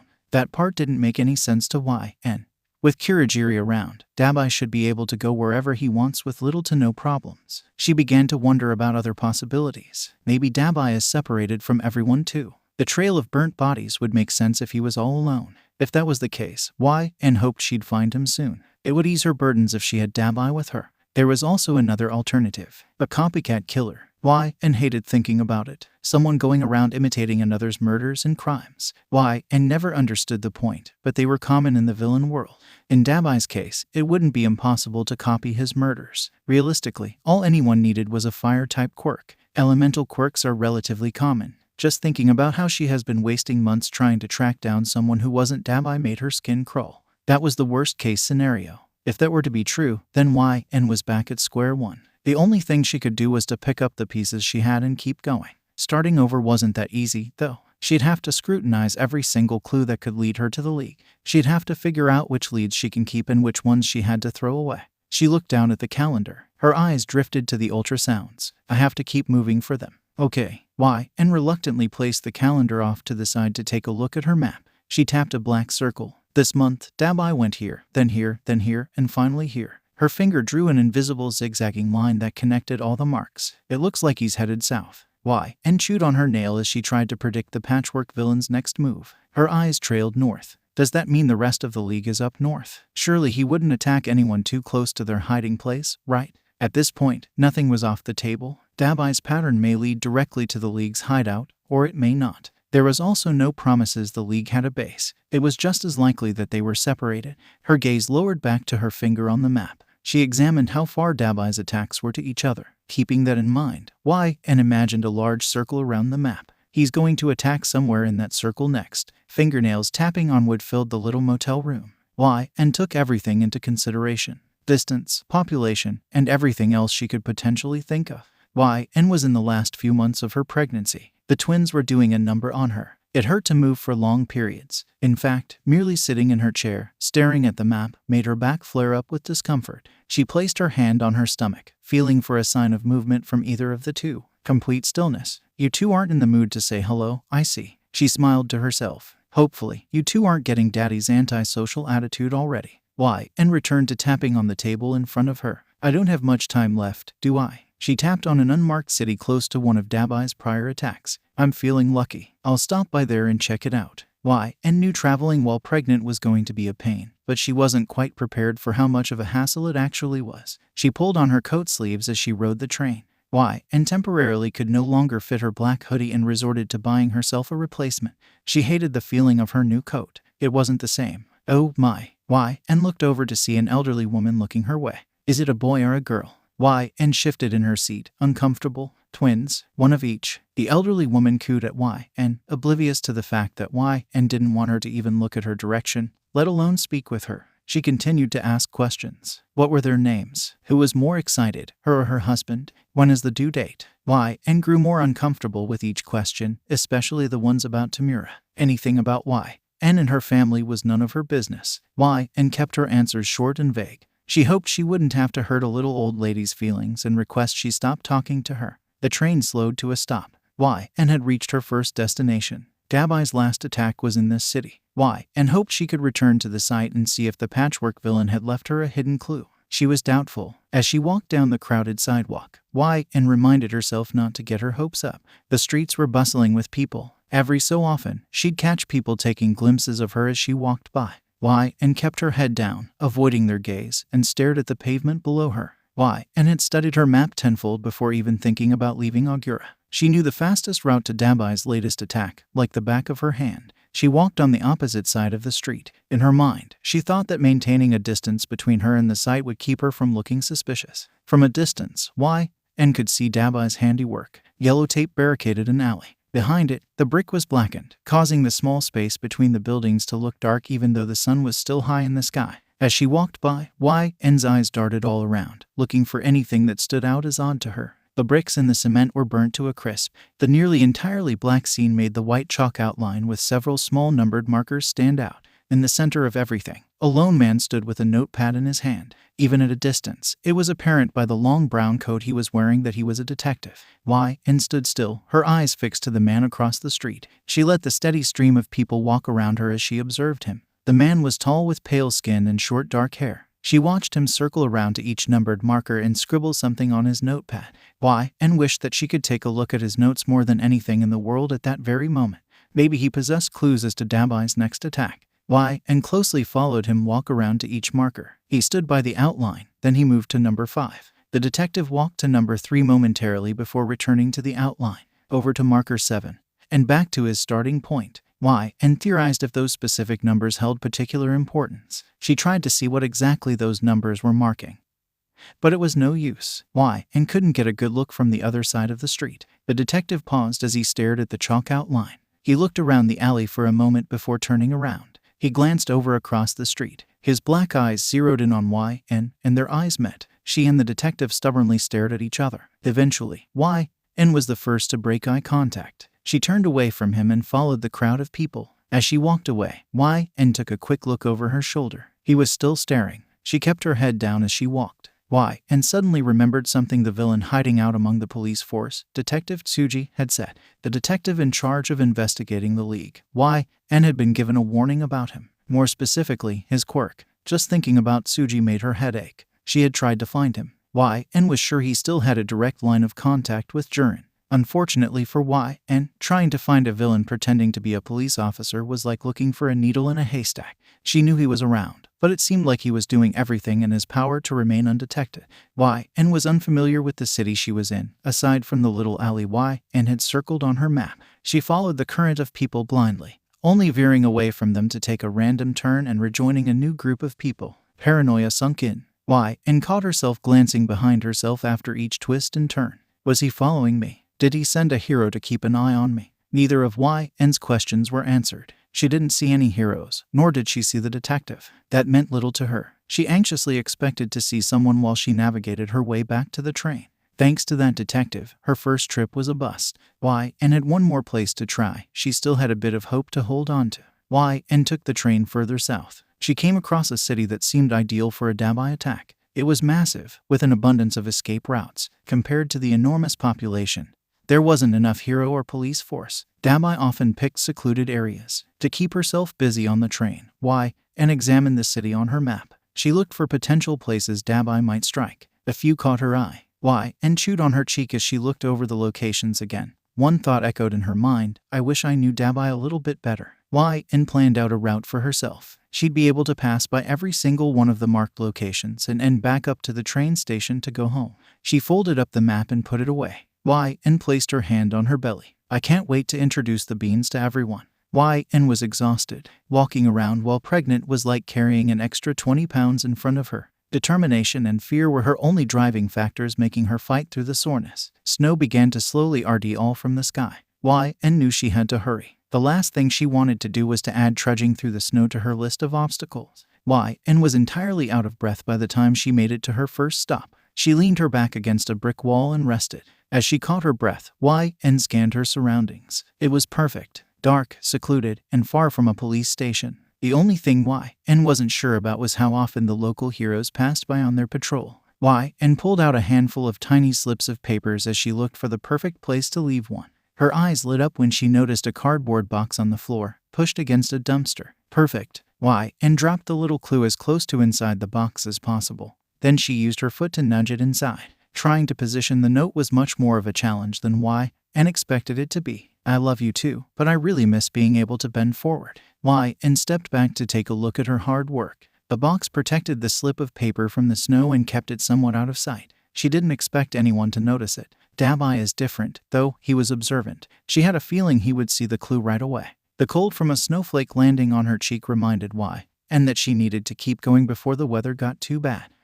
And began to leave the alley and head towards her next location. She turned around one last time and looked at the little note. 𝗬𝗎𝗓. And didn't realize just how cold she was until she boarded her train. Her previously numb hands stung, and she couldn't feel her face. As the train moved, rubbed her hands together and held onto her face. Today, she was acting on a gut feeling. And hoped that she was right. And Dabi would see her note to look for her in 𝗎𝗓𝗓 City. And watch the scenery fly by the train window. From behind the glass, the world looked like a snow globe. And lightly rubbed her fingers over her belly as she zoned out. She knew that the walking made her exhausted, but she didn't realize she was moments away from passing out until she sat down. She vacantly watched the world from behind the window while feeling faint kicks from either Tomoru or Tomoko, maybe even both of them. For this short moment, everything was perfect. And was warm and sitting on a comfortable chair. No one was around. It was just her, the beans, and the gentle rocking of the train moving. And felt her eyes fluttering as she stared out the window. A peaceful blackness took over. The train chimed. And woke up to the train station outside the window. A crowd of people was standing off to the side. A few of them appeared to be huddled together for warmth. The looks on their faces screamed that they were ready to come in. And stretched her arms out in front of her and groaned. She was a bit upset that her nap was over, and now she'd have to try to force herself through a crowd of people just to get off the train. And got up and waited by the door. Through the little window, she could see the people on the other side. Her eyes narrowed. "Ugh, people," she mumbled. The doors slid open, and stepped out, not giving anyone a chance to walk in until she had left the train. And tucked her hands into her pockets. She shrugged her shoulders in a futile attempt to block the frigid wind from touching her face. 𝗎𝗓𝗓 City was still a while away. For the first time since she stepped foot in 𝗎𝗓𝗓, and was excited to get back to her motel room. As awful as the room was, her blankets and a bed were waiting for her. And never knew she'd be so thankful for those small things that everyone took for granted. Spending a few weeks sleeping under bridges and hopping from motel to motel was an eye-opening experience. And flung open her door. The people renting the room above hers were yelling again. She listened to them as she crawled into bed. Hours passed, and they hadn't stopped. And snapped. All she wanted to do was sleep. She grabbed her knife from her bedside table and threw it at the ceiling. The blade stuck above her bed. Shut the fuck up. The room above her went quiet. 𝗬𝗃 smiled to herself, mistaking the brief moment of silence as their compliance. Loud thumping echoed around her room from her ceiling. It sounded like the guy upstairs was now stomping around out of spite. 𝗬𝗃 groaned as she rolled over onto her side. The blade she threw shook in its place until it loosened enough to fall back on the bed next to 𝗬𝗃. 𝗬𝗃 threw her pillow over her head, trying to muffle the noises. It took much longer than she'd like, but she eventually forced herself to go to bed. 𝗬𝗃 curled forward. A whimper escaped her lips. Her eyes shot open. A thick layer of sweat on her skin made her hair clung to her face. 𝗬𝗃 felt like her whole body was on fire. At the same time, it felt like someone was slowly carving into her stomach with a knife, peeling off her skin. She inhaled sharply through gritted teeth. Pain emanated from her core to every inch of her body. 𝗬𝗃 has been stabbed plenty of times, more than the normal civilian in their lifetime, but this felt different. The pain was incomparable to anything she's ever felt before. 𝗬𝗃 attempted to slowly crawl herself out of bed, her whole body trembling under the stress of the pain. Her vision blurred. 𝗬𝗃 couldn't tell if her eyes were beginning to well up or if the sharp pangs from her core were messing with her. I have to get out of here. New life. Chapter text. Breathe in. 𝗬𝗃 did as she was told. Her eyes darted from one nurse to her side and over to the other. Doing great, now hold it in. Once again, 𝗬𝗃 did as she was told. Holding her breath hurt horribly. She fought through the pain and kept it in. Now, exhale slowly. The nurse emphasized her words. 𝗬𝗃's breath was shaky. Trying to keep her breathing steady made her feel like she was suffocating. The nurse went through the cycle again, over and over. Breathe in, hold, breathe out. They pushed her medical bed down the spotless white hallways. 𝗬𝗃's eyes frantically scanned each face as she passed by. There were too many people. They pulled her into a room. The room smelled of chemicals. It reminded her of bleach. Her bed jerked as they lowered her down a bit. Pain shot all around her body, and 𝗬𝗃 groaned. 𝗬𝗃 watched the nurses crowded around her. One began to attach cords and tubes to her skin while the other wrote something down on a clipboard. In the background, 𝗬𝗃 noticed more nurses walking in with the doctor. The doctor was a tall, chubby woman with dark hair hiding under her scrub cap. She spoke to the nurses around her in a low tone. One held up their clipboard, and the doctor pointed her finger along the top of the paper. 𝗬𝗃 tried to listen in on them. Through all the pain, she couldn't hear them over the sound of the machine beeping next to her and equipment being rolled in. Little did 𝗬𝗃 notice she had her body run on autopilot. She had been following the nurse's instructions without noticing. When her attention returned to her body, 𝗬𝗃 had noticed her legs were propped up. The doctor walked up to 𝗬𝗃 and took a peek. She turned to the nurse next to her and continued to whisper. With a smile, she looked over at 𝗬𝗃. Looks like someone is ready to come out and say hello. What? No, 𝗬𝗃 spoke in a panicked tone. It's not time yet. I still have almost 2 more months. Sometimes, early births happen. The smile faded from her face. The doctor walked up to 𝗬𝗃's side with a clipboard. We still have a bit of time. I have a few questions I need to go through before we begin. It seemed like the doctor was going through a list of questions on the board. Do you drink, smoke, or drugs? Any allergies? She looked up from her clipboard, the frown still engraved on her face. And you came here all alone? No family to accompany you? 𝗬𝗃 ground her teeth before answering. No family here. The doctor made an offhand comment about how she's surprised 𝗬𝗃 was able to fight through the pain and get herself to a hospital without any help. 𝗬𝗃 kept silent. The doctor took another peek. It looks like you're ready. 𝗬𝗃 knew it wasn't going to be a painless process, but she didn't quite expect it to be as taxing on her body as she thought. Even with medications to ease her discomfort, 𝗬𝗃 still felt shots of pain run along her nerves. The doctor stood in front of 𝗬𝗃. 2 more stood on either side. Sometimes they walked over to the other side of the room. 𝗬𝗃 could never see what exactly they were doing or saying. 𝗬𝗃 had a nurse on both sides. One offered to let 𝗬𝗃 hold her hand if it made her feel better. 𝗬𝗃 took it and held on tightly. The nurse to her other side was in charge of talking, it seemed. She praised 𝗬𝗃 and encouraged her to keep going. Sometimes she broke away from the compliments to explain what was going on. 𝗬𝗃 practically forgot how to breathe when she announced that a head was beginning to crown. 𝗬𝗃 looked at the nurse with a saddened expression. I don't know what that means. She informed 𝗬𝗃 that she was in the home stretch and she was almost done. Just over the cloth that draped over her legs, 𝗬𝗃 noticed the nurses in front of her lean forward. She turned around and walked away with a little bundle in her arms. The woman who was informing 𝗬𝗃 of what everyone was doing followed close behind.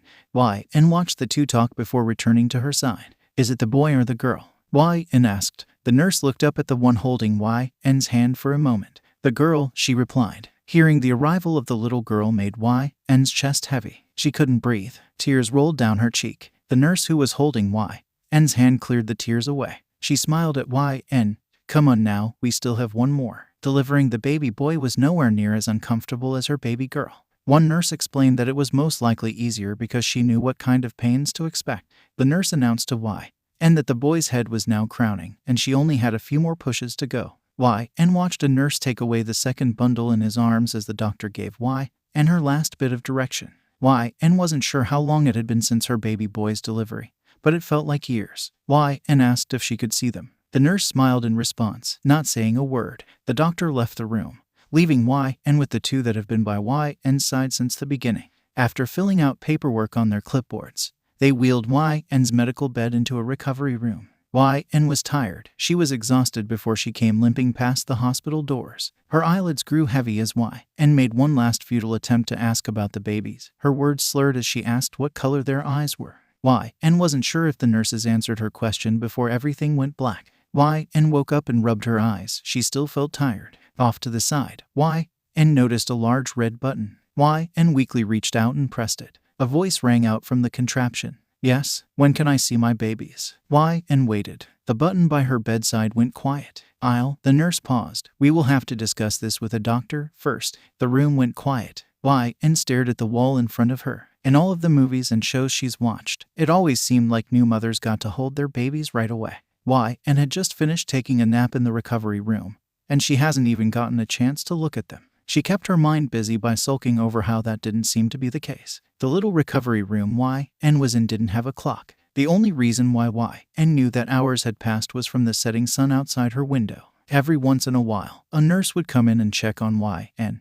Each time, 𝗧 asked to see her babies. Every time, they would promise she'd see them soon. 𝗧 didn't believe them. The sun went down and came back up and then down again. Her babies were almost 2 days old, and 𝗧 still hadn't offered to see either of them. 𝗧 heard the door open. She sat up straight as she told herself that she was going to demand to see her twins. 𝗧 opened her mouth, ready to scream, rant, and rave before the nurse stepped foot into the recovery room. She paused. Her eyes watered instantly. The nurse was holding something bundled up in a blanket. 𝗧 had her arms out, already ready to take the baby from him. "Oh, this is such a sweet little boy," the nurse said. He carefully helped 𝗧 hold the little boy in her arms. 𝗧 couldn't think, speak, or breathe. Finally, now holding one of her twins in her arms made the reality of everything sink in. She was still alone. She still didn't know a thing about being a mother and raising a baby. Here she was with two. 𝗧 was going to be in charge of protecting her little beans. The feeling of responsibility was heavy on her heart. She felt awful knowing that she'd have to take them to that terrible motel. She wished she lived somewhere warm and safer,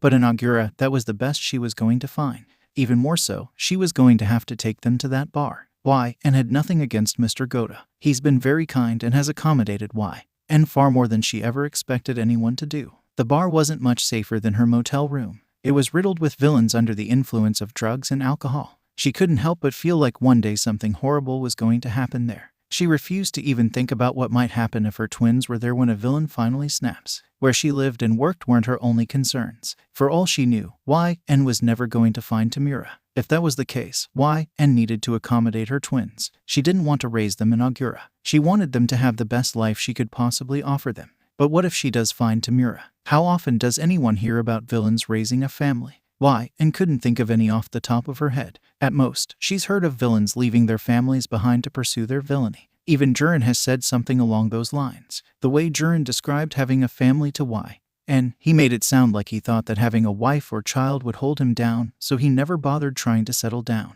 Jiren was barely a villain compared to someone like Tomura. He was merely a businessman who sold illegal things. No killing, no robbery, nothing too terribly risky. If he thought that having a child would hold him down, 𝗧 couldn't imagine how Tomura would feel about having two of his own. Just thinking about it hurt 𝗧 more than she could ever imagine, but she knew if she had to make a choice, she would pick the twins over Tomura. It was the right thing to do. 𝗧 began to uncontrollably bawl as she carefully held on to Tomoru. The nurse tried to ease 𝗧 down by telling her that her hormones were most likely acting up and that she'd begin to feel less sad in a few days. 𝗧 knew that wasn't true. This wasn't her hormones, this was legitimate stress. The nurse kept 𝗧 busy for a moment. He explained how was the best way to hold a baby and to alert someone if he started to cry. The nurse encouraged 𝗧 to try figuring out what was wrong before calling for help. He added to keep in mind that sleep and food was almost always the answer. 𝗧 nodded, and he stepped outside the recovery room, leaving 𝗧 and the baby alone. She held on to Tomoru, With a gentle finger, 𝗬 lifted his little knit cap to see what his hair color was. Dark 𝗧𝗵𝗲. She looked into the little red eyes staring back at her. You look so much like Daddy, you know. 𝗬 spoke in a broken yet soft voice. The little red-eyed baby looked exactly how 𝗬 thought Tomura might have looked when he was a kid. You're so cute. 𝗬 smiled at her little one. Tomoru let out a little yawn. 𝗬's heart instantly melted. As much as 𝗬 wanted to keep Tomoru in her arms and never let go, she still hadn't gotten a chance to meet Tomoko. 𝗬 nudged the red button to her side. Once a voice responded, she requested to see her other baby. The nurse on the other end of the line went silent before agreeing. 𝗬 lightly tapped Tomoru's nose. His skin felt so soft under her fingertips. The door swinging open interrupted the moment. 3 nurses came walking in, one with a little bundle of blankets in her arms. One approached 𝗬 and took Tomoru out of her arms. The other stood by 𝗬's side. The nurse holding Tomoko walked over to 𝗬.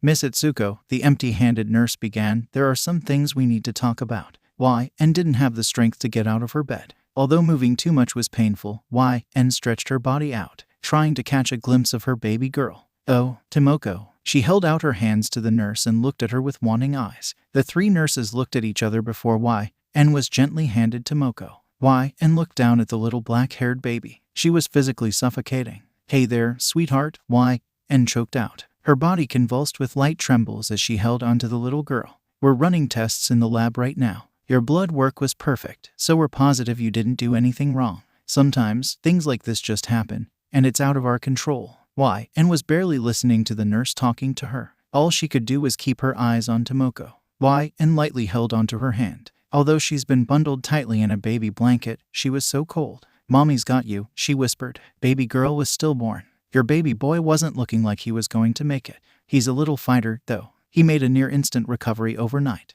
𝗬 cuddled the little girl in her arms, utterly unfazed by the nurse's words and dejected from what she was being told. I know this isn't what you want to hear, but we still have a bit of paperwork. Once it's done, we can have a funeral in 2 weeks after we get her lab results. 𝗬 was barely listening. She was too busy studying the baby with a broken, half-hearted smile. She looked so at peace. There was still color in her skin. It was as if she was merely sleeping and will wake up in just a moment. Tomoru began to cry. The nurse holding the baby boy excused herself before exiting the room. 𝗬 listened to Tomoru's sobbing grow quieter. 𝗬 sat with her baby girl in her arms. An unwelcome silence filled the room. Suddenly, 𝗬 heard the nurses whispering amongst themselves. Miss Itsuko, we're going to leave you alone so you can say your goodbyes. The 2 nurses left the room. 𝗬's eyes began to well up with tears as soon as the door closed. Tomoko, wake up, sweetie. Her tone was almost playful, mixed with a bit of hope, almost as if the little girl will spring to life at any moment and open her eyes. Mommy is tired too. I understand. Her voice began to crack as the facade slipped, and the hope began to waver. The playful guise she fabricated fell to shatters, revealing the grief hidden underneath.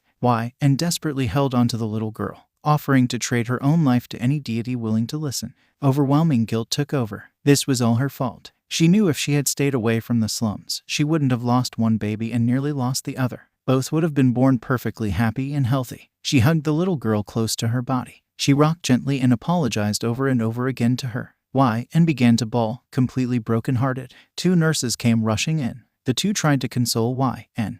They reminded her that she still had a little boy to watch over. They promised she didn't do anything wrong. Nothing was working. She knew they were completely wrong. One nurse tried to carefully pry Tomoko from 𝗬's grasp. 𝗬's hold tightened. Her fingers dug into the pink baby blanket desperately, refusing to let her go. The 3rd nurse came in. She offered a trade. If 𝗬 was willing to let go of Tomoko, she'd let 𝗬 hold Tomoru. 𝗬 desperately looked at Tomoko and then over to Tomoru. She began to panic and hyperventilate, feeling like she was told to pick one over the other. She's only known them for a few hours each, and she already loved both of them more than she could ever imagine. She began to wail as she felt her grip lightly slip from the pink baby blanket. Once Tomoko was freed from her mother's hold, Tomoru took her place. 𝗬 buried her face in the little boy's blanket. She felt his tiny, soft hands against her cheek. Although she knew the baby was merely holding onto anything within reach, it felt as if he was trying to wipe away her tears. She gently hugged Tomoru close to her, tears still streaming down steadily. 𝗬 watched the nurses carry Tomoko away. Her heart broke as soon as she heard the door close. 𝗬 cuddled Tomoru. She felt the baby begin to fuss in her arms. I bet you miss her most of all, don't you? 𝗬 gently rubbed the baby's cheek. I promise we will both be fine. I have you, and you have me. Everything will be all right. 𝗬's promise felt weak and frail. She already failed one child. And didn't have the confidence to say she won't fail again.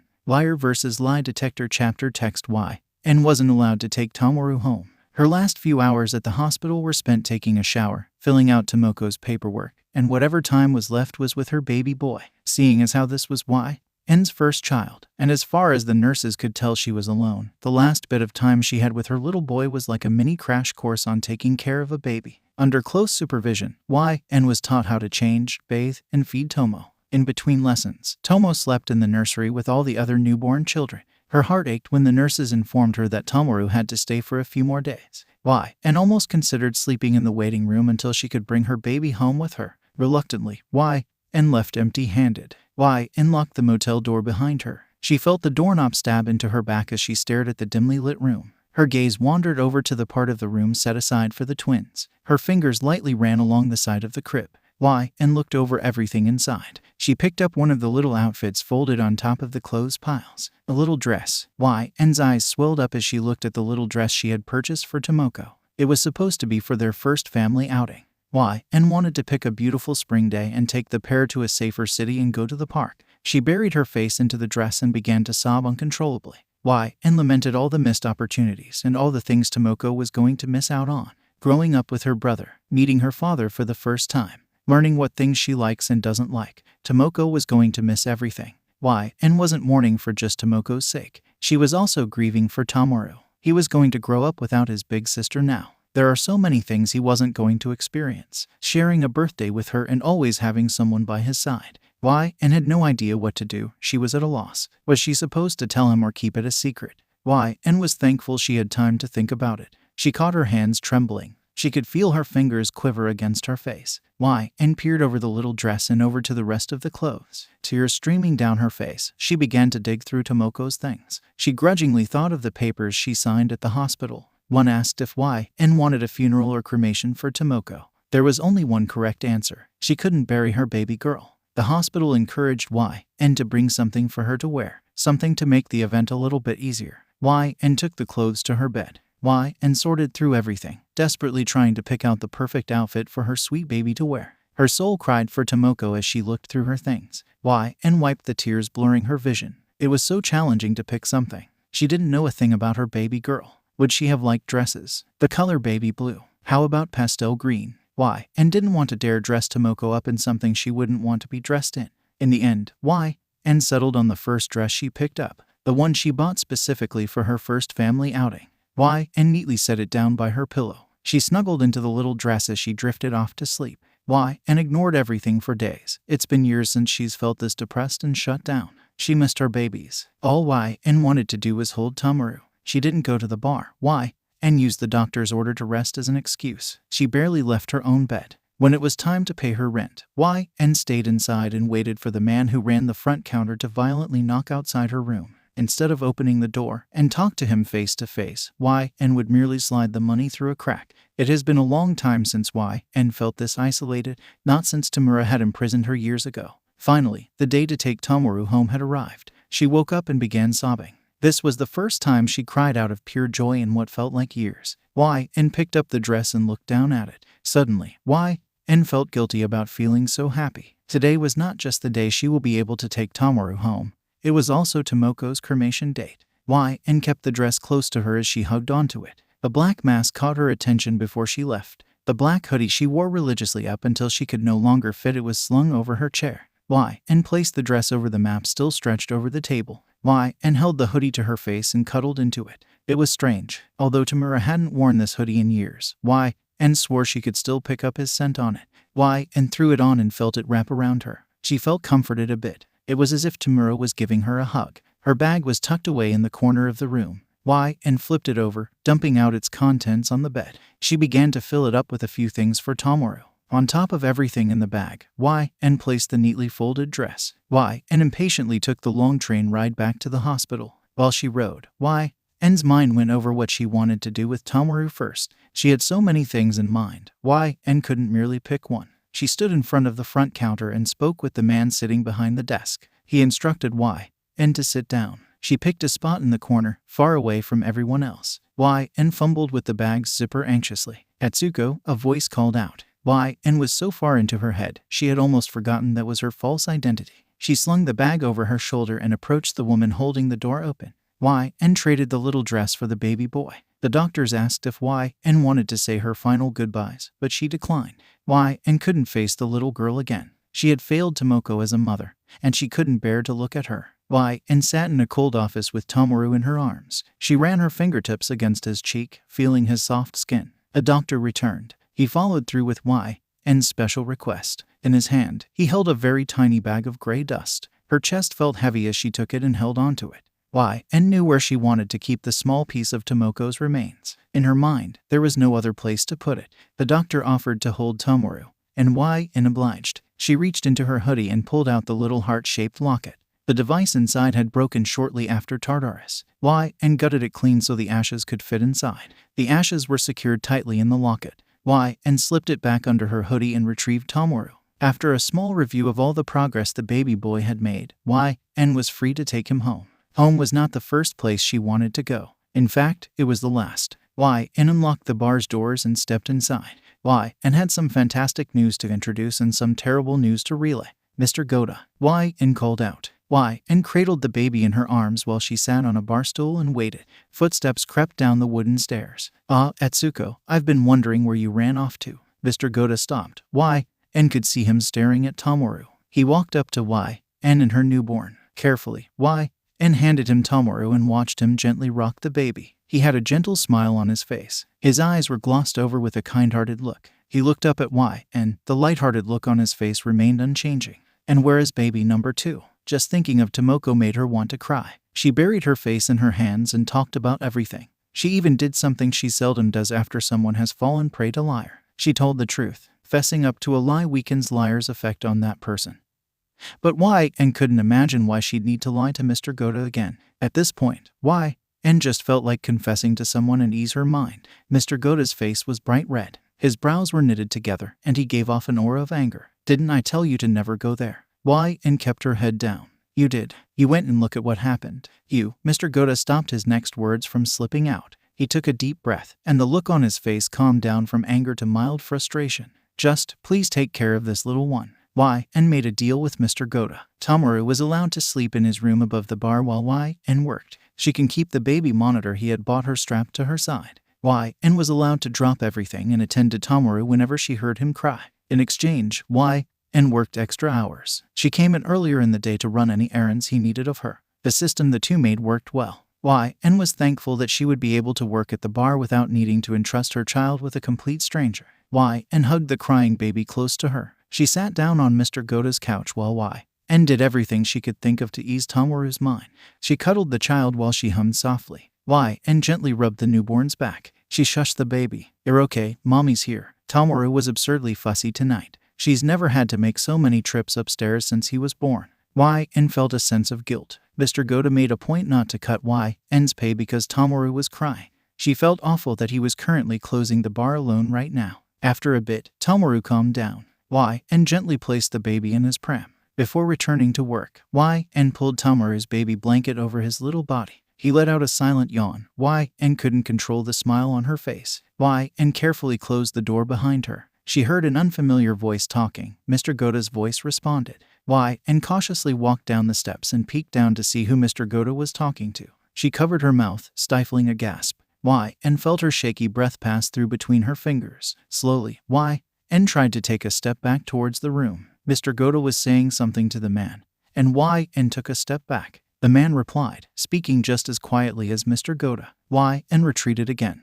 Let me go call for her, Mr. 𝗧𝗵𝗲 said. Why, and mentally begged him not to do it. Atsuko. She froze. Her mind was a storm as she tried to think about what she can do. Why, and was sure she could sneak back into the room and jump out the window. 2 stories isn't that high. She shook the thought out of her head. There was no way she was leaving Tomoru, nor was she going to attempt to sneak out with him. Why, and's whole being fell flat. She was trapped in a corner. Flying wasn't an option. The only thing she could do was fight. She put a smile on her face, trying to mask the anxiety. Mr. 𝗧𝗵𝗲 was standing behind the bar. Sitting in front of him was the man she had seen weeks beforehand.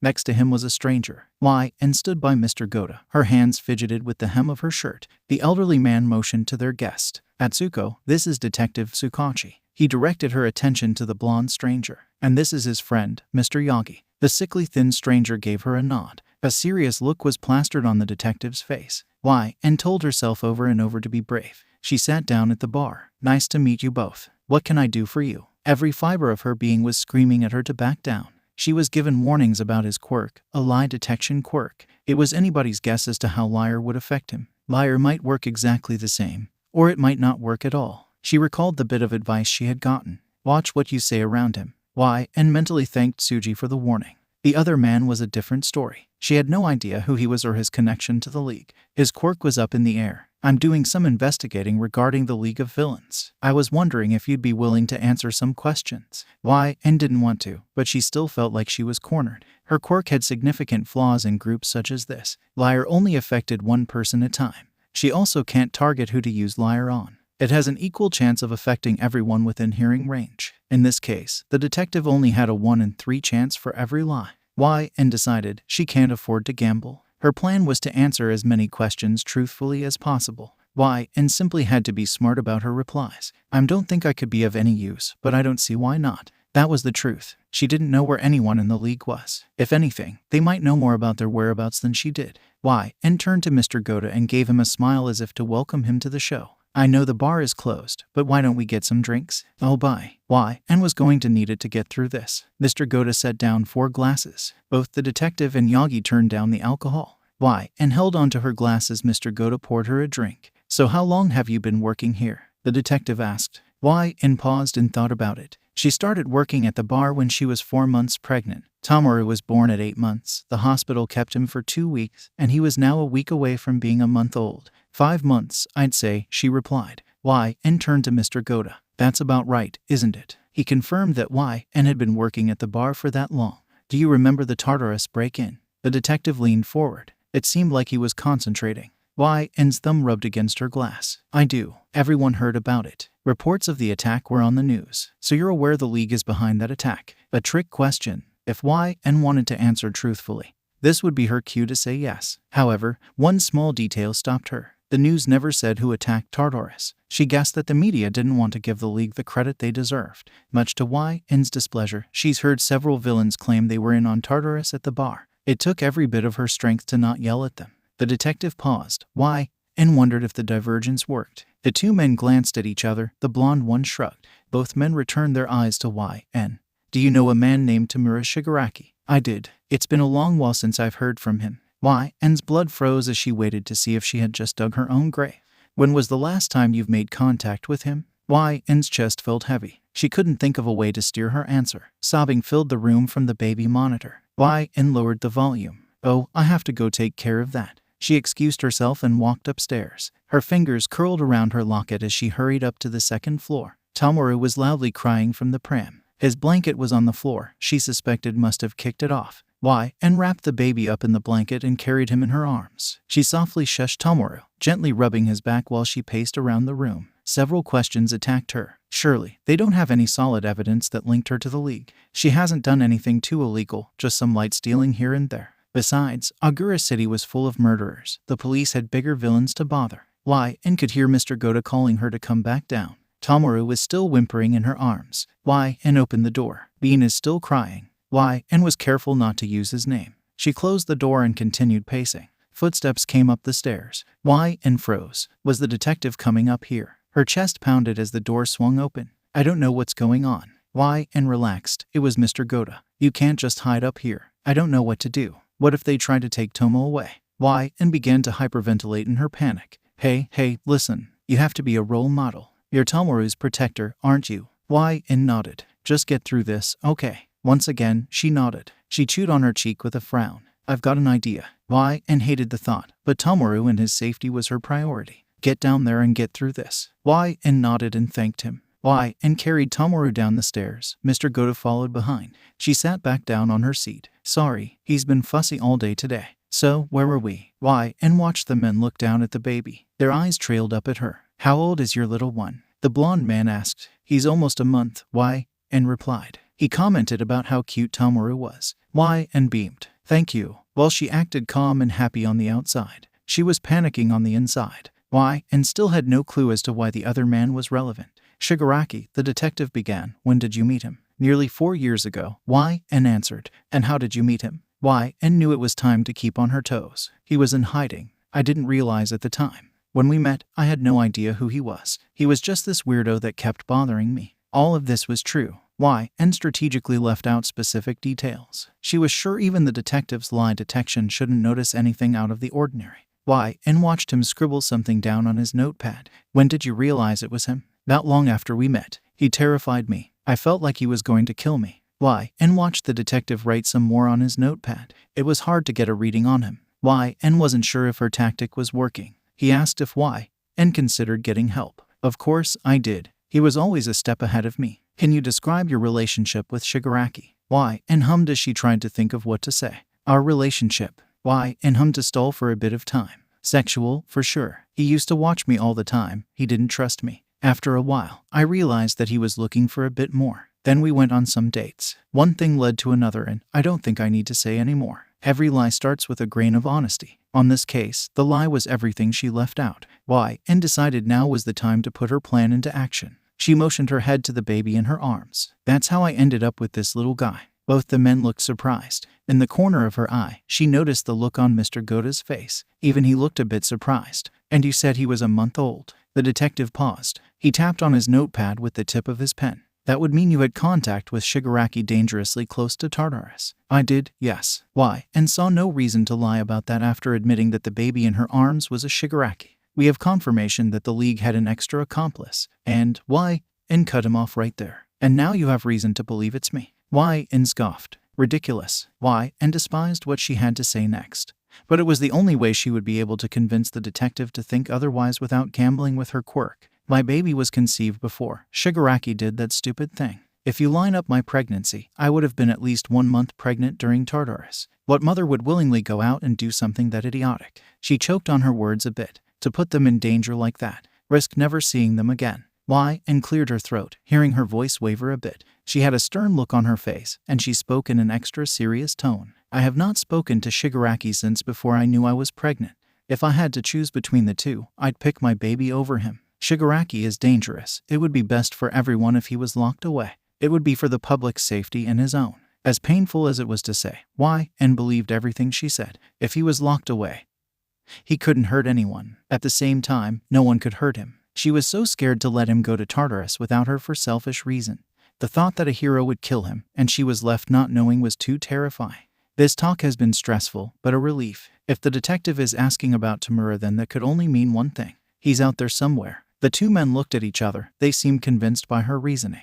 She did her best to hide her jubilation inside. 𝗵𝘃𝗁𝗂, the blonde man, began. Why? And looked over to him with a quizzical expression on her face. Would you mind if I hold your little one? Why? And hesitated upon hearing his request. She held on to Tomoru just a tiny bit tighter. I don't make a habit of letting strangers hold him. He smiled at why, and, my apologies, 𝗵𝘃𝗁𝗂. I suppose you wouldn't recognize me in this state. Why? And was confused. She wondered if she had ever seen this man before or if he was playing a mind game with her. The blonde man extended a frail hand. You might know me as All Might. The symbol of peace was right in front of her. Tomura would kill for a moment like this, to be this close to his least favorite hero. Why? And looked at his hand and back up to him. Sorry, my hands are a bit full. Why? And paused. Most normal civilians would beg to let All Might hold their kids. Why? And supposed she had to follow suit. Her face lit up as she spoke. Oh, well, then you're not a stranger, then. She emphasized that he should be careful as she handed Tomoru to him. Why? And anxiously watched Yagi as if they were going to stand up and walk away with her baby. He might be thin and sickly looking, but why? And wasn't above tackling him if they dared take Tomoru out of her sight. Yagi was looking down at the baby in his arms. He gently cradled him. Do you want to know a secret, 𝗵𝘃𝗁𝗂? A secret, she repeated. Yes, a secret. He looked up at why, and I used to know Shigaraki's grandmother many years ago. Why? And was genuinely surprised by the 𝗬𝗵 hero's words. Really? Why? And leaned forward a bit, interested in learning more. Tomura claimed he didn't remember anything about his family, so this came as a shock. He nodded. Yes, she was my mentor. Taught me everything I knew about being a hero. His grandmother was a why? En's voice wavered. A hero. Yes. Why? And felt like this was a lot to digest. It almost sounded like a lie. She never got the chance to meet Shigaraki. If she did, she would have known him as Tenko Shimura. Tenko Shimura. Why? And was even more confused. His biological name. Why? And muttered a quiet "oh." That was something about Tomura that she didn't know. Why, and wondered if Tomura knew himself. She doubted it. Why, and had never once heard he nor Kurogiri refer to him as Tenko. I bring it up because this young one reminds me of her. Yagi offered Tomoru a thin, bony finger. He smiled as Tomoru reached out and touched it. Why, and cocked her head to the side. Really, why, and thought Tomoru looked like the spitting image of Tomura. It made her wonder what Tomura's grandmother looked like. Yes, he seems like such a sweet little one. He reminds me of Nana so much. He sounded sad. Yagi cleared his throat. This is a good kid. You've raised him well so far. Why, and bowed her head. Thank you. The detective stood up. Why, and went on high alert. Yagi was just barely allowed to hold Tomoru. 𝗧𝗵𝗲 was only allowed to even look at him right now because Yagi was sitting between them. 𝗧𝗵𝗲 looked at Yagi. I think we've overstayed our welcome. He offered his hand to Y.N. She reluctantly took his hand, and he smiled pleasantly. We will keep in touch. The blonde man gave Y.N. her baby back. He politely said his goodbyes to Y.N. and Mr. Ghota. The bar was quiet and still. Y.N. didn't want to speak until she was absolutely sure the two men were gone. She guessed Mr. Ghota felt the same. Mr. Ghota was the first one to disrupt the silence. You have some explaining to do. Y.N. didn't respond right away. She kept her eyes down on the baby in her arms. Tomoru was so innocently oblivious to the situation he had been thrown into. Finally, Y.N. spoke. I guess I do. Found chapter text. Y.N.'s nerves were on high alert for weeks. The detective's last words rubbed off as a subtle threat. We will be in touch. Not a day went by where Y.N. thought about that single sentence. Had she not convinced the detective that she had nothing to do with Tartarus? Has he figured out Atsuko was a false identity she had paid Jiren for? The more she acted like nothing was wrong, the more suspicious she was that something was going on behind the scenes. She wondered if it was time to pack up her and Tomoru's things and move elsewhere. Y.N. wasn't sure. Traveling around with a child while also trying to cover her tracks was no easy feat. Besides, Y.N. wasn't sure she had the money or resources to do it. As far as the bar was concerned, not much changed after Y.N. had told Mr. Ghota an alternate version of her story. Y.N. refrained from mentioning that she was part of the League of Villains. Instead, she stuck with the story he had heard her tell the detective. She was merely an acquaintance of the League's leader, while also the mother of his child. She was grateful for everything Mr. Ghota has done for her so far, but she still couldn't trust anyone outside of her family. It wasn't anything personal, she was merely cautious. He began slowly calling Y.N. by her name when the two were alone, though sometimes Atsuko still slipped out of his mouth. Mr. Ghota didn't want to risk confusing the patrons. Y.N. was welcome to continue working at the bar, and their previous arrangements regarding Tomoru were intact. Hey, bar girl. Y.N. kept her head down and continued cleaning a table sitting across the room. It was too early to deal with Hironaka. Bar girl, I'm calling you. He playfully cooed. Y.N. rolled her eyes. He was clearly drunk. At the table next to her, she heard a pair of men grumbling about how loud he was. Hironaka, you are sitting at the counter. You don't need to call Atsuko to take your order. I'm right here, Mr. Ghota scolded. Y.N. walked up to Hironaka, her hands firmly planted on her hips. I'm here. Mr. Ghota gave her a confused look. She smiled at the elderly barkeep. I think everyone else would appreciate it if you'd stop yelling. He shrugged and attended to another person sitting at the bar. Y.N. sat down by him. An empty bar stool stood in between them. She leaned against the bar. So, why did you call me? He gracelessly fumbled his way into the empty seat she had purposely left between them. Y.N. held in her dismay. She was hoping Hironaka would stay in his seat. The dark-haired man leaned against the bar with his head on his palm. In his drunken state, his elbow slipped on the bar's smooth surface, and he immediately straightened out his back, trying to play off the embarrassing display. He smirked. Y.N. was sure he thought he looked cool in his head. But on the outside, he looked clumsy and foolish. Just wanted someone to spend time with. How pathetic. Work. Hironaka cut Y.N. off. He shushed her as he tried to place a finger on her lips. Y.N. leaned back, causing the drunken broker to nearly double over. He held onto the bar's edge. So, where is your little tyke? You should bring him down. She crossed her arms and furrowed her brows. You know he's not allowed down here, Y.N. replied. She wouldn't dare let Hironaka hold Tomoru, even if he was sober. He'd get too attached and begin talking nonsense about Tomoru needing a father figure again. She wasn't in the mood to even listen to him ramble about such things, especially considering Y.N. has been debating whether or not she should leave 𝗎𝗪𝗔 behind and find a new home for quite some time. Y.N. lived to see the day she could get Tomoru out of 𝗎𝗪𝗔's violent atmosphere and give him a warm, loving home. Y.N. tried her best to supply him with that from the motel. It pained her every time Tomoru started crying because one of the neighbors woke him up from his nap. There's nothing Y.N. would love more than to know Tomoru can sleep peacefully. Silent whimpers rang out from the baby monitor strapped to Y.N.'s hip. Tomoru began to scream loudly in a high-pitched tone. And turned off the monitor and got off the bar stool. The baby only ever cried like that when he was extremely distressed over something. 𝗧𝗪𝗏 stumbled in front of her. I can take care of the little guy for you. He had a smug grin on his face. And tried to go around him, but he was fast for a drunk. And began to panic. Tomoru was crying upstairs, and someone was in the way. With each passing second, and grew more irate. Out of my way, she spat. Her hands tightly balled into fists. Her palms stung as her nails dig in. 𝗧𝗪𝗏 obliviously stared at and with a glossed-over look in his eye. It was as though it was taking him a moment to register the rejection. And took this moment to slide by him. And hurried up the wooden stairs and into the room that Tomoru was allowed to stay while she was at work. She gently closed the door behind her. And walked up to Tomoru and looked down at him. His face was bright red and nearly soaked with tears. As expected, he had kicked off his blanket. And carefully picked up the baby. In her head, she went through the list of instructions the hospital nurses had given her. She sat down on the couch with the baby in her arms and offered him a pacifier. Tomoru weakly swatted at it. And went to the next thing on her list. Maybe he's hungry. That seemed to do the trick. She cuddled the baby boy close to her body. And sunk into the couch a bit and got comfortable as she realized Tomoru was going to be keeping her upstairs for a while. And ran her thumb gently against Tomoru's 𝗧𝗵𝗃 locks. She didn't know hair could be so soft. His blinking slowed steadily. And watched his red eyes look around. Tomoru pushed her away and yawned. Her vision blurred. And fluttered her eyes, trying to clear the tears from her eyes. She sniffed a bit. Sorry for crying. Tomo, sweetie, I don't know if it's the hormones or if you're just that cute. And smiled warmly at Tomoru. She cuddled him close, feeling his hair against her cheek. Of course, it's because you're so cute. And stayed with Tomoru for as long as she could without Mr. Ghota getting too suspicious. She carefully held onto her little one well after he had fallen asleep. And sat in the room with Tomoru in her arms. Muffled telling and chattered echoed in from the bar below. She sighed. It was time to go back to work. And tenderly placed Tomoru into his pram. She covered his little body with his baby blanket, knowing that he was going to kick it off the second he was upset. And leaned forward and kissed Tomoru's cheek before leaving. And headed out the room. As she walked down the stairs, and picked up on specific voices from certain regulars. She's about, I dunno, this tall. 𝗧𝗵𝗃 hair. Really cute. Goes by and stopped. She heard a voice that was both familiar and not one of the regulars. Her heart thumped against her chest. It can't be, can it? She walked down the stairs and stopped at the bottom.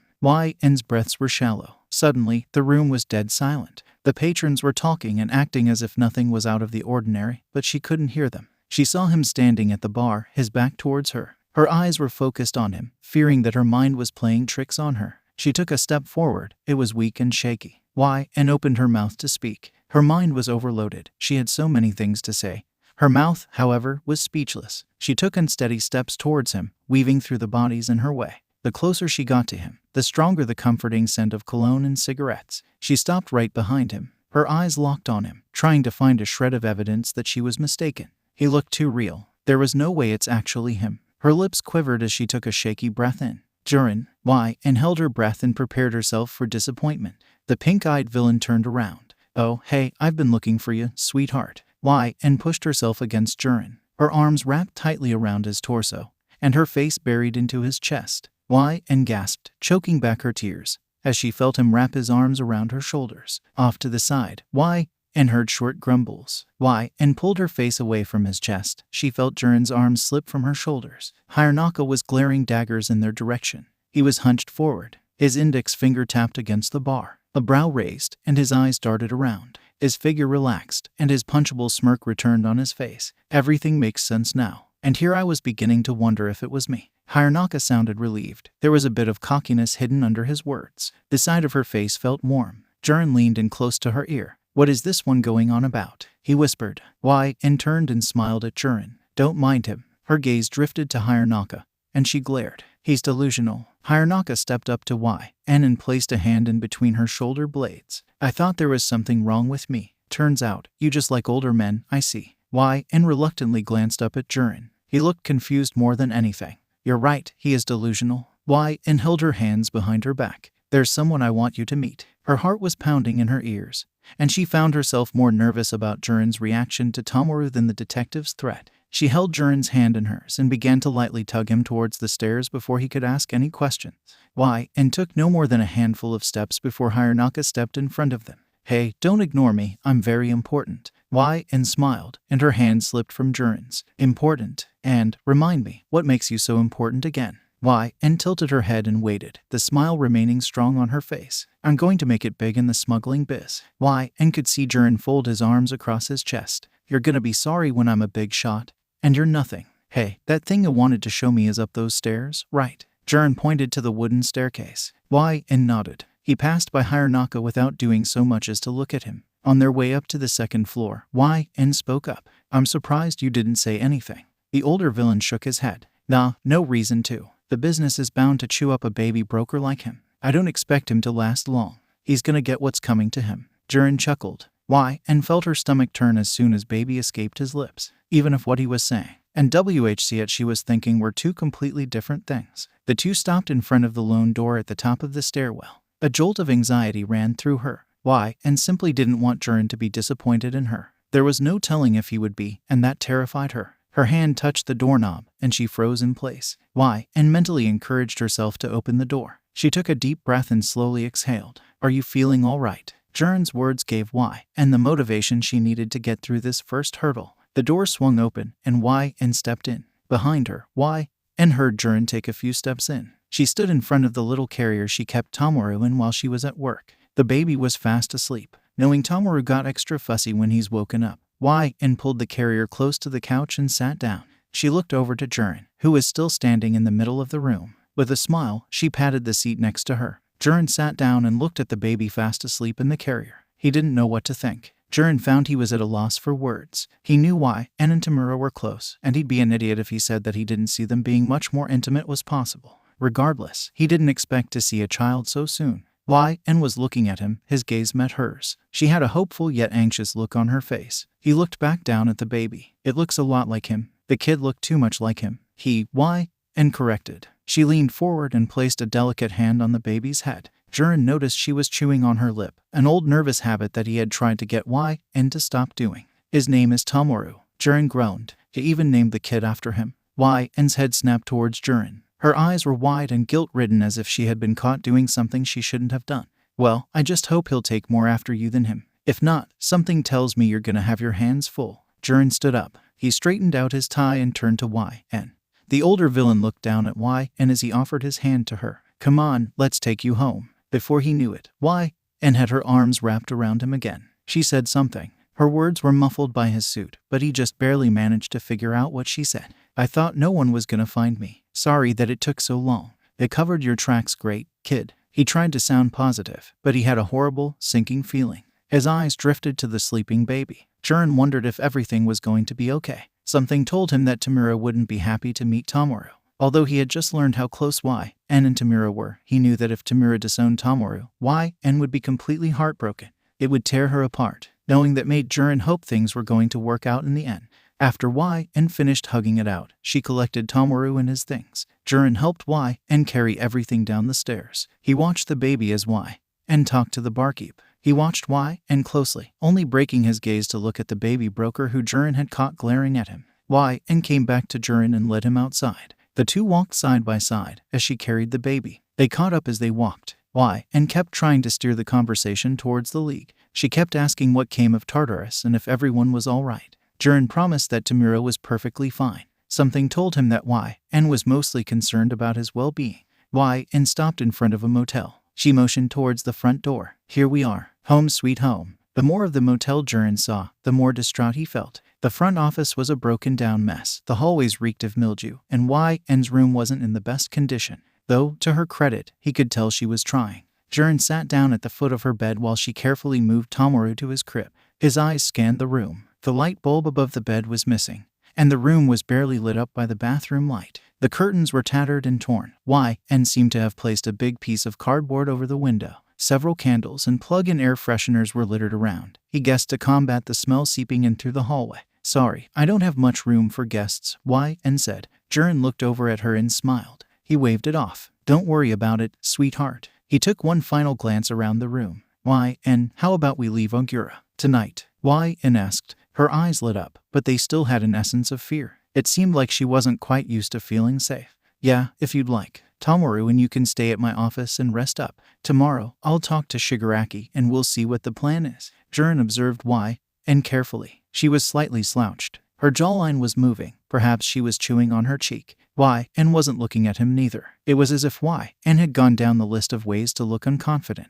The office is safe. He motioned his head towards Tomoru. I think it'll be best for everyone. And looked behind her towards the crib, and she nodded. Just for now, Jiren proposed and took Tomoru and whatever she thought she needed. After he and Tomura talked, he would come back with and to collect the rest of her things if she felt like she needed them. He helped and pick out her things while they waited for their ride. She didn't pick much out. She had a small bag of her own stuff and a much bigger duffel bag filled with Tomoru's items. Plastic toys, stuffed animals, diapers, clothes, bottles, and multiple baby blankets.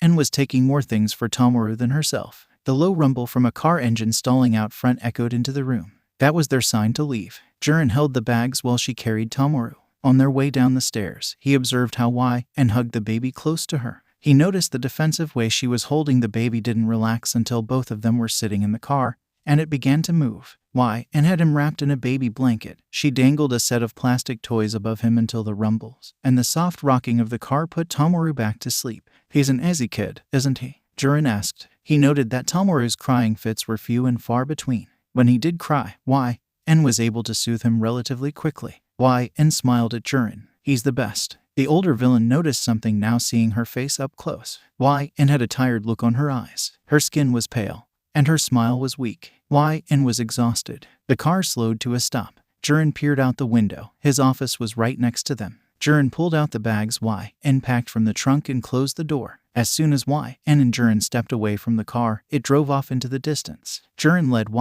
to the door and swung it open. And took a few steps inside. He watched her look around. He stood in front of and with his hands out. Why don't I watch the little guy while you get some sleep? And was hesitant. In an attempt to lighten the mood, Jiren smirked at her before speaking. I promise I'm not going to drop him. She looked down at the baby for a moment before carefully handing him over to Jiren. He motioned his head towards a side room. Go on and sleep in my room. I'll just be doing paperwork at my desk. Jiren sat down at his desk. He repositioned the baby, so Tomoru rested in one arm. Jiren grabbed the first sheet on top of a small stack, placing it in front of him. As he scribbled down on the paper, he saw and stare at him before retreating into the room. As soon as he heard the door close, he placed the pen in his hand down and slumped into his chair. He pulled Tomoru in close so the baby could lay on his chest. Just you and me now, buddy. He watched the infant's fingers poke at his necklace. We should be in the clear if you don't cry. I wouldn't know what to do. So do me a big favor, kid. Jiren rocked his leather chair back and forth, his fingers lightly stroking Tomoru's back. Tomoru let out a little yawn, and Jiren followed suit. The peace was suddenly broken by sobbing coming from his room. He recognized and instantly. She sounded distressed. As quickly as he could, considering he was holding Tomoru, Jiren got up and entered the room. And was tossing and turning in bed. Her face was wet with tears. She gasped for air between sobbing fits. Every so often, almost as if she was pleading with someone, he heard her utter I'm sorry. Jiren wondered who she was apologizing to and what for. He sat down beside her and shook her shoulder, trying to wake her up.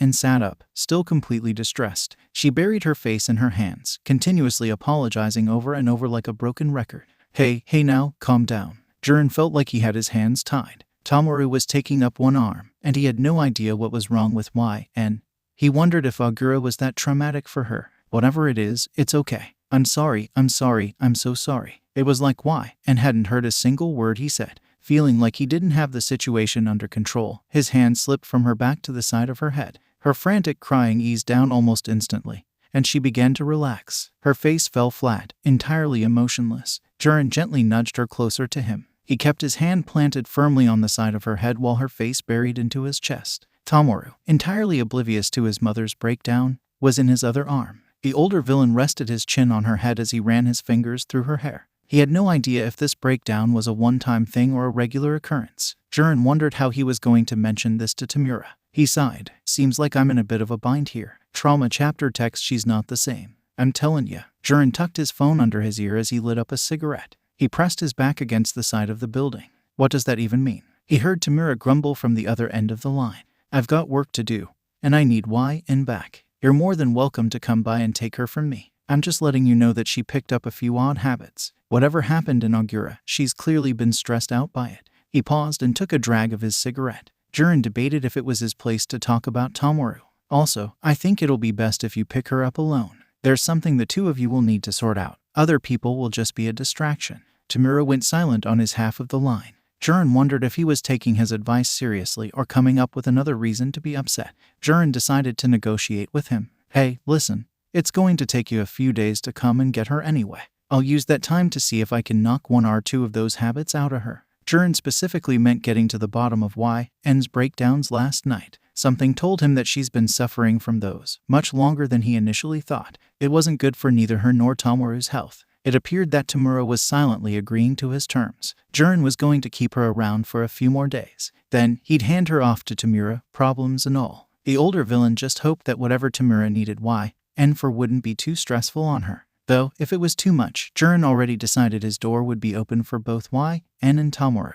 His thumb hovered over the little red icon. He noticed Tomura was still on the other end of the line, and a thought crossed his mind. Oh, Shigaraki, before I go. He paused and tried to think of the best way to word this. 𝗳𝗏𝗏 misses you a lot. He tapped on the icon and watched the call length flash on his screen. Jiren rubbed the lit cigarette against the brick building behind him and returned inside. He wasn't gone for very long, just enough time to quickly get a hold of Tomura. Both 𝗳𝗏𝗏 and Tomoru were fast asleep when he stepped out. He partially expected them to still be asleep. However, with 𝗳𝗏𝗏's night terrors, he wasn't so sure. He stood in the center of his office. Tomoru was sound asleep by his desk. He listened for 𝗳𝗏𝗏. Nothing. It seemed like she hadn't woken up after all. Jiren sighed, partially relieved and partially exhausted. Jiren was concerned at first when he offered to watch Tomoru. He was the easy part. He didn't fuss much throughout the night. Whenever he cried, Jiren learned that food was the answer most of the time. Much to his dismay, 𝗳𝗏𝗏 was more of a handful than the baby. When it came to using his quirk to calm 𝗳𝗏𝗏 down, he quickly realized that it was only a temporary solution to a much bigger problem. Once her 5 minutes of peace that muddiness granted her wore off, she'd go back to sleep. Jiren found himself back by her side within an hour to ease another breakdown. He sat down in his chair and tried to think back to her breakdowns. Each time, she had been apologizing to someone. He wondered if she had killed someone in 𝗎𝗏𝗏 and felt guilty about it. That sounded like a great starting point. He leaned forward and pulled his laptop close to him as he looked at the reported deaths around 𝗎𝗏𝗏 circling around the black market. His keyboard clacking as he typed filled the room. His eyes narrowed as he skimmed through message boards surrounding 𝗎𝗏𝗏. The reported deaths were unfortunately few and far between. People just didn't seem to care when it came to that particular city. It was about as lawless as Japan could allow. He gently slid the laptop away and closed it, realizing that his search wasn't going so well. Jiren heard soft whimpers. He leaned over and saw Tomoru sleeping peacefully. The older villain realized the sounds had to be coming from the room. He pushed himself off his chair. Here we go, he muttered. Jiren sat down on the edge of the bed as 𝗳𝗏𝗏 quietly sobbed. This time around, he didn't bother waking her up or consoling her. Instead, he placed his fingers on her head right away. Once his quirk took effect, and she was out of it, he pulled her close to him. His hand lightly rubbed her arm, and he rested his head on top of hers. Oh, kiddo, he sighed. I don't know how to help you if you don't talk about it. Jiren knew he was speaking to the wind at this point. 𝗳𝗏𝗏 was still under muddiness's effect for another few minutes at the least. After that, she was bound to forget that she had been upset. Jiren had a plan. He was going to stay by 𝗳𝗏𝗏's side and confront her about it once his quirk wore off. Maybe butter her up with some good news first will do the trick. At this point, Jiren was willing to try anything. He sat with 𝗳𝗏𝗏, and as he waited, Jiren gently rubbed her back as he rested his head on hers, his other hand curled around her in a tight hug. As he did so, he kept an ear out for Tomoru. Fortunately for him, the baby seemed to really enjoy sleeping. He felt 𝗳𝗏𝗏 move under his fingertips. She looked up at him with tired and confused eyes. 𝗬𝗏𝗏's sleepy head, Jiren realized, was still holding onto her in a tight hug. Oh, sorry. He recoiled a bit and kept his hands to his sides while 𝗳𝗏𝗏 fully woke up. 𝗳𝗏𝗏 rubbed her eyes and yawned as she forced herself to talk. How is Tomoru? Fine. You're right, he's not very fussy at all. 𝗳𝗏𝗏 smiled. He could tell she was pleased with what he had to say. How did you sleep? 𝗳𝗏𝗏's smile wavered. I'm still tired. Jiren offered to let her sleep a bit more, but she shook it off. No, I'm sure you're busy. I can't have you watch Tomo all day. I will. His voice faded a bit. He did have quite a few appointments today, and they would probably be weirded out seeing him with a random baby. You got a point. So, I got a hold of Shigaraki. Jiren saw 𝗳𝗏𝗏 perk up. He's grabbing you up in a few days. The excitement in her eyes wavered a bit. Why? Her brows were furrowed. Can't 𝗎𝗫𝗁 pick me up today? His chest deflated. He didn't plan to tell her about that until he got to the bottom of her night terrors. 𝗎𝗫𝗁 didn't make it out of Tartarus. The color drained from her face. Her mouth was agape. From the stories I've heard, he was trying to evacuate the league. Obviously, that meant he was the last one to leave, and he didn't make it. Why? And wrapped her arms around him. Jiren felt why, and bury her face into his chest. His palm hovered over her head. His fingers twitched the closer he got to why, and Jiren sighed and placed his hand on her back. She trembled as he held her in his arms. He hugged her tightly before pulling her away from him. Jiren placed his hands on her shoulders. Hey, you gotta be strong. There's a baby boy sleeping out there that's gonna be looking to you for guidance. Jiren wiped away some stray tears. Getting caught is a risk all villains face, and we know it's a possibility. Don't let attachments get to you. He felt a bit conflicted about saying such things to Y, and Jiren had customers he valued more than others, but if any of them got arrested, he wouldn't bat an eye. There was one exception though, the beautiful young lady in his arms. He invested too much into Y, and Jiren knew he'd be devastated if she was ever arrested. He hugged Y, and now was a bad time to ask about her night terrors, he decided. Jiren waited for Y, and to calm herself down, and he reached into his pocket. My first client is coming in a bit. Jiren held up a money clip. Why don't you go buy Tomoru some new toys and such? I don't know if going back to 𝗬𝗲𝗄 is a good idea. Y, and hesitated as she normally did whenever he tried buying her anything. Jiren smirked a little. Some things never change. He pushed the clip closer to her. Don't worry about it. This'll be a late baby shower gift. He watched Y, and wiped the last of her tears away, and get up. Jiren sat at the edge of the bed. He heard the pipes rattle. The bathroom sink must be running. Another sound caught his attention. Tomoru crying. Jiren got up from the bed to take care of Tomoru for Y, and wanting to give her a few extra minutes before going back to mommy mode. He sat down at his desk with Tomoru in his arms. The baby rejected a bottle, and it didn't seem like he needed to have a diaper change. He rocked the chair slowly while Tomoru fumbled with one of his plastic toys. Are you sure you've never had kids? Y, and asked. He looked up and spotted her sitting down on his desk. Nope, never considered it. Jiren smirked at Y, and frowned a bit before her smile returned. Would you be interested in maybe having one in the future? I think I'm a little past due when it comes to looking for a wife. Jiren pulled out a cigarette and held it between his teeth. Y, crossed her arms and shot him a look. I'm not lighting it. Y, demeanor relaxed. He leaned back a bit and chewed on the filter lightly. His eyes drifted to Y, so, why are you asking all these questions? I was wondering, if anything happens to both Tomura and I, if you would take Tomoru.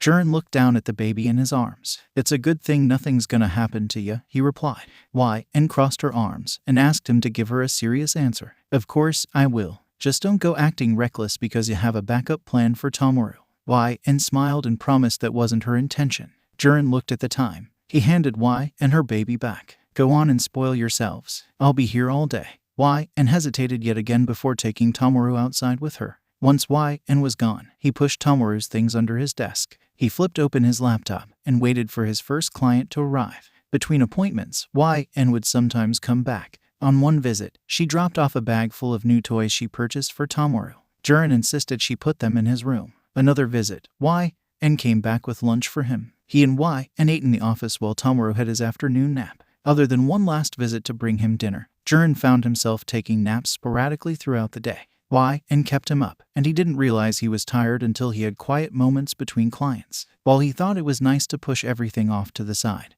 the growing stack of unfinished paperwork stressed him out. While he had clients, Y, and Tomoru stayed in his room. He could tell Y, was trying to be as quiet as possible. However, she couldn't fully keep the baby quiet. Every so often, Tomoru would cry, and a client would ask. Jiren waved it off, apologized, and informed them that his daughter and grandson were visiting. Jiren sighed as soon as his last client of the day left. His gaze drifted to the new stack of paperwork to sort through. He took the first order form on the stack and looked through it. Hey, Y, he called out. The bedroom door swung open. Y, stood at the door frame. Are any of your support items broken? I haven't used any of it since. Well, you know, she replied. He tapped his pen against his desk. I know your locket is broken. I can replace it. If the locket worked, Tomura would have found Y, much sooner. Y's eyes widened, and she looked mortified. No, she shrieked. Y, clasped her hands over her mouth and quietly apologized. That was not the reaction he expected Y, to have. He wondered if she realized it doubled as a tracking device to keep her in line. He shook the thought out of his head. With how enamored she was over Tomura, something told him that there's no way that would bother her. Are you okay? He asked. Jiren got up from his desk and stood in front of Y, He placed his hands firmly on her shoulders. Y, kept her hands over her mouth and shook her head frantically. Her eyes were still wide, and the energy she gave off was anxiety-filled. Jiren knew his girl well enough. If he pushed her anymore, she'll feel like she's trapped in a corner. And will end up lying. He removed his hands from her shoulders and stepped away. Okay, well, if you need to talk about it, I'll be at my desk. And nodded. She backed into the room, maintaining her eye contact with him until the door closed. Jiren sat down at his desk and lit up a cigarette. And was acting odd. He decided to investigate. That locket was going to be his clue. He kept his head down and focused on his work. And eventually came out of hiding to properly apologize for snapping at him earlier. Jiren promised her that she didn't need to worry about it. Not long later, and told Jiren she was going to bed, and he offered to watch Tomoru again. Jiren spent a few more hours typing on his computer with one hand and holding the baby in his other. Just like the night before, Jiren heard and sobbing from the other side of his bedroom door. He placed the sleeping Tomoru down into the carrier he kept beside his desk and made his way towards and was huddled into a ball, hugging onto her pillow. He could hear her mumbling something, but her words were too muffled. As he had been doing, Jiren sat down beside and he placed his hand on the top of her head and hushed her. He ran his fingers through her hair as his quirk offered her relief from her nightmare. Normally, Jiren would give and all of his attention. However, a silver glint caught his eye. Jiren turned towards the end table. He reached out for the locket neatly placed on top. It has been years since he last handled this particular locket, though he noticed it felt different. The weight was slightly off. He placed the locket in the palm of his hand and delicately pulled the little door open. Jiren stared at the little bag tucked inside for a moment before pulling it out. Ash, from Shigaraki's quirk, maybe. Jiren didn't know what to make of the small teaspoon of ash hidden away in the locket. Knowing Tomura's decay, it could be literally anything. Even though he knew staring at it wasn't going to help him, Jiren continued observing the bag of ash and the locket. Jiren's head snapped up from his hand as soon as he heard N's voice. What are you doing? The older villain froze in his place. His 5 minutes were up. He didn't realize he had been looking at the locket for so long. The room was deathly silent. He didn't dare move, and it seemed N was doing the same. Jiren knew he had to bluff. It was now or never. I've been here for an hour. His client database was detailed. He listed everything from personality tics to exactly how their quirks worked. Jiren knew Liar, just like his own quirk, had memory-altering properties. The way he saw it, the two abilities came from the same vein. On top of what he knew about Liar, he also knew N very well. She trusted those close to her, and saw being dishonest with them as a form of betrayal. Ironically, she was awful at telling when people were lying to her. N didn't speak. He glanced over his shoulder and saw utter defeat on her face. He turned to face her and held out his hand, offering and the locket and bag of ash. She quickly took the bag and tucked it back into the little locket. She cradled the pendant in her palm. Her hands were shaking. Jiren reached out and wrapped his hands around hers. He felt the trembling ease to a stop. N wasn't looking at him. She kept her gaze low. He placed a hand on her shoulder. Tell me about that bag. N hesitated. She was looking everywhere, but at Jiren. A fresh set of tears rolled down her cheek. Tomoko. Jiren cocked his head to the side. Whatever N was trying to say was stressing her out. He made an attempt to pull everything together on his own, fearing he'd push N too far if she had to explain any more. He held his breath, and his eyes widened as soon as he realized. I see. And began to sob. Jiren held her in close. He felt her tears wet the side of his neck. He rubbed her back. Talk to me about it when you're ready. And sobbed into Jiren's neck until she couldn't cry anymore. Her free hand gripped tightly onto his suit while the other held the locket. She stayed cuddled into the older villain. Eventually, she felt ready to talk about it. And explained in detail. The twins, trying to look for him, coming across the slums, getting injected with onyx. Everything came out at once. The weight she had been bearing felt lighter. It was still there, but it was manageable. Jiren was quiet for everything. Still, she could tell he was listening, even without looking at him. Onyx. Jiren paused. That's a new one. I don't think I've heard about it. I'll poke around and see if I can find details. Jiren didn't seem to blame her for anything. And felt comforted about that. As silly as it sounded, she was worried that Jiren would see her in a different light if he knew what happened. After everything, here she was, still in his arms as he consoled her.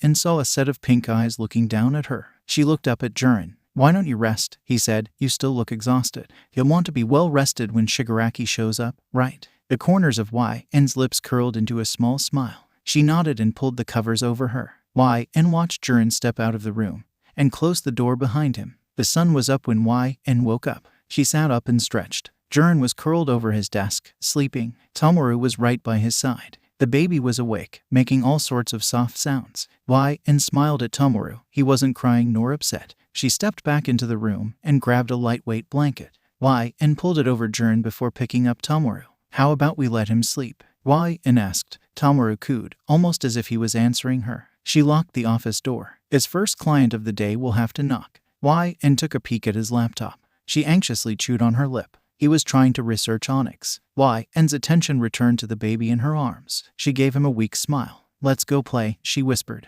Days passed and 𝗬𝗏 found herself with much more energy. She wasn't sure why specifically. Maybe it was because she was sharing the responsibility of taking care of Tomoru with someone else, rather than carrying on all by herself. She was waking up rested, and getting out of bed slowly began to feel less and less like a chore. She even managed to beat Jiren to Tomoru as soon as she heard him cry. For the first time in a year, 𝗬𝗏 felt okay. Things weren't perfect. She still often found moments where she had to pretend to be happy. But things were much better now than what they used to be. And for that, 𝗬𝗏 was thankful. 𝗬𝗏 lounged on the couch with Tomoru laying down on her chest. Jiren's phone rang. She looked over and watched him answer. She couldn't tell what the conversation was about by listening in on Jiren's half. He placed the phone down. "Shigaraki is almost here." 𝗬𝗏's eyes widened, and her heart jumped to her chest. She didn't believe him. It wasn't true until she saw Tomura with her own eyes and felt him in her arms. 𝗬𝗏 gave Tomoru to Jiren and stepped outside of the office. She paced around anxiously as she waited for Tomura.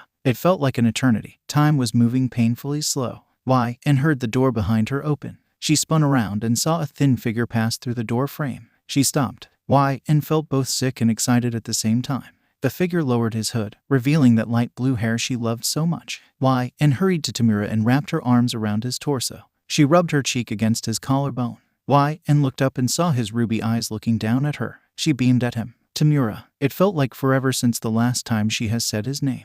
Her voice shook as she spoke. She pressed her lips against his. Tears welled up as she felt his arms curl around her waist, pulling her closer to him. Her whole body quivered, and her fingertips trembled excitedly as she lightly caressed his cheek. Reluctantly, 𝗬𝗏 stepped away from her blue-haired companion. Her hand slipped to his wrist, and she gave him a gentle tug. "I have someone for you to meet." "Someone?" he repeated. He had a quizzical look on his face. Hearing his voice again made her skin crawl and her heart flutter. 𝗬𝗏 smiled. "You're gonna love him." The confused look on Tomura's face remained. Change chapter text just like second nature. 𝗬𝗏's hand slipped from Tomura's wrist. In one fluid motion, she held onto a pair of his fingers. Her chest squeezed as she led him towards the door. The pain and stress grew the closer she got to Jiren's office. 𝗬𝗏 paused for a second before swinging the door open. 𝗬𝗏's grip on Tomura's fingers eased as the door squeaked open. She took quick, anxious steps to Jiren. "I'll take him," 𝗬𝗏 whispered. Jiren spoke in a tone that matched 𝗬𝗏's. "I'm going to step out." He made a motion to signal that he was going to go smoke. "Call me if anything happens." 𝗬𝗏 nodded.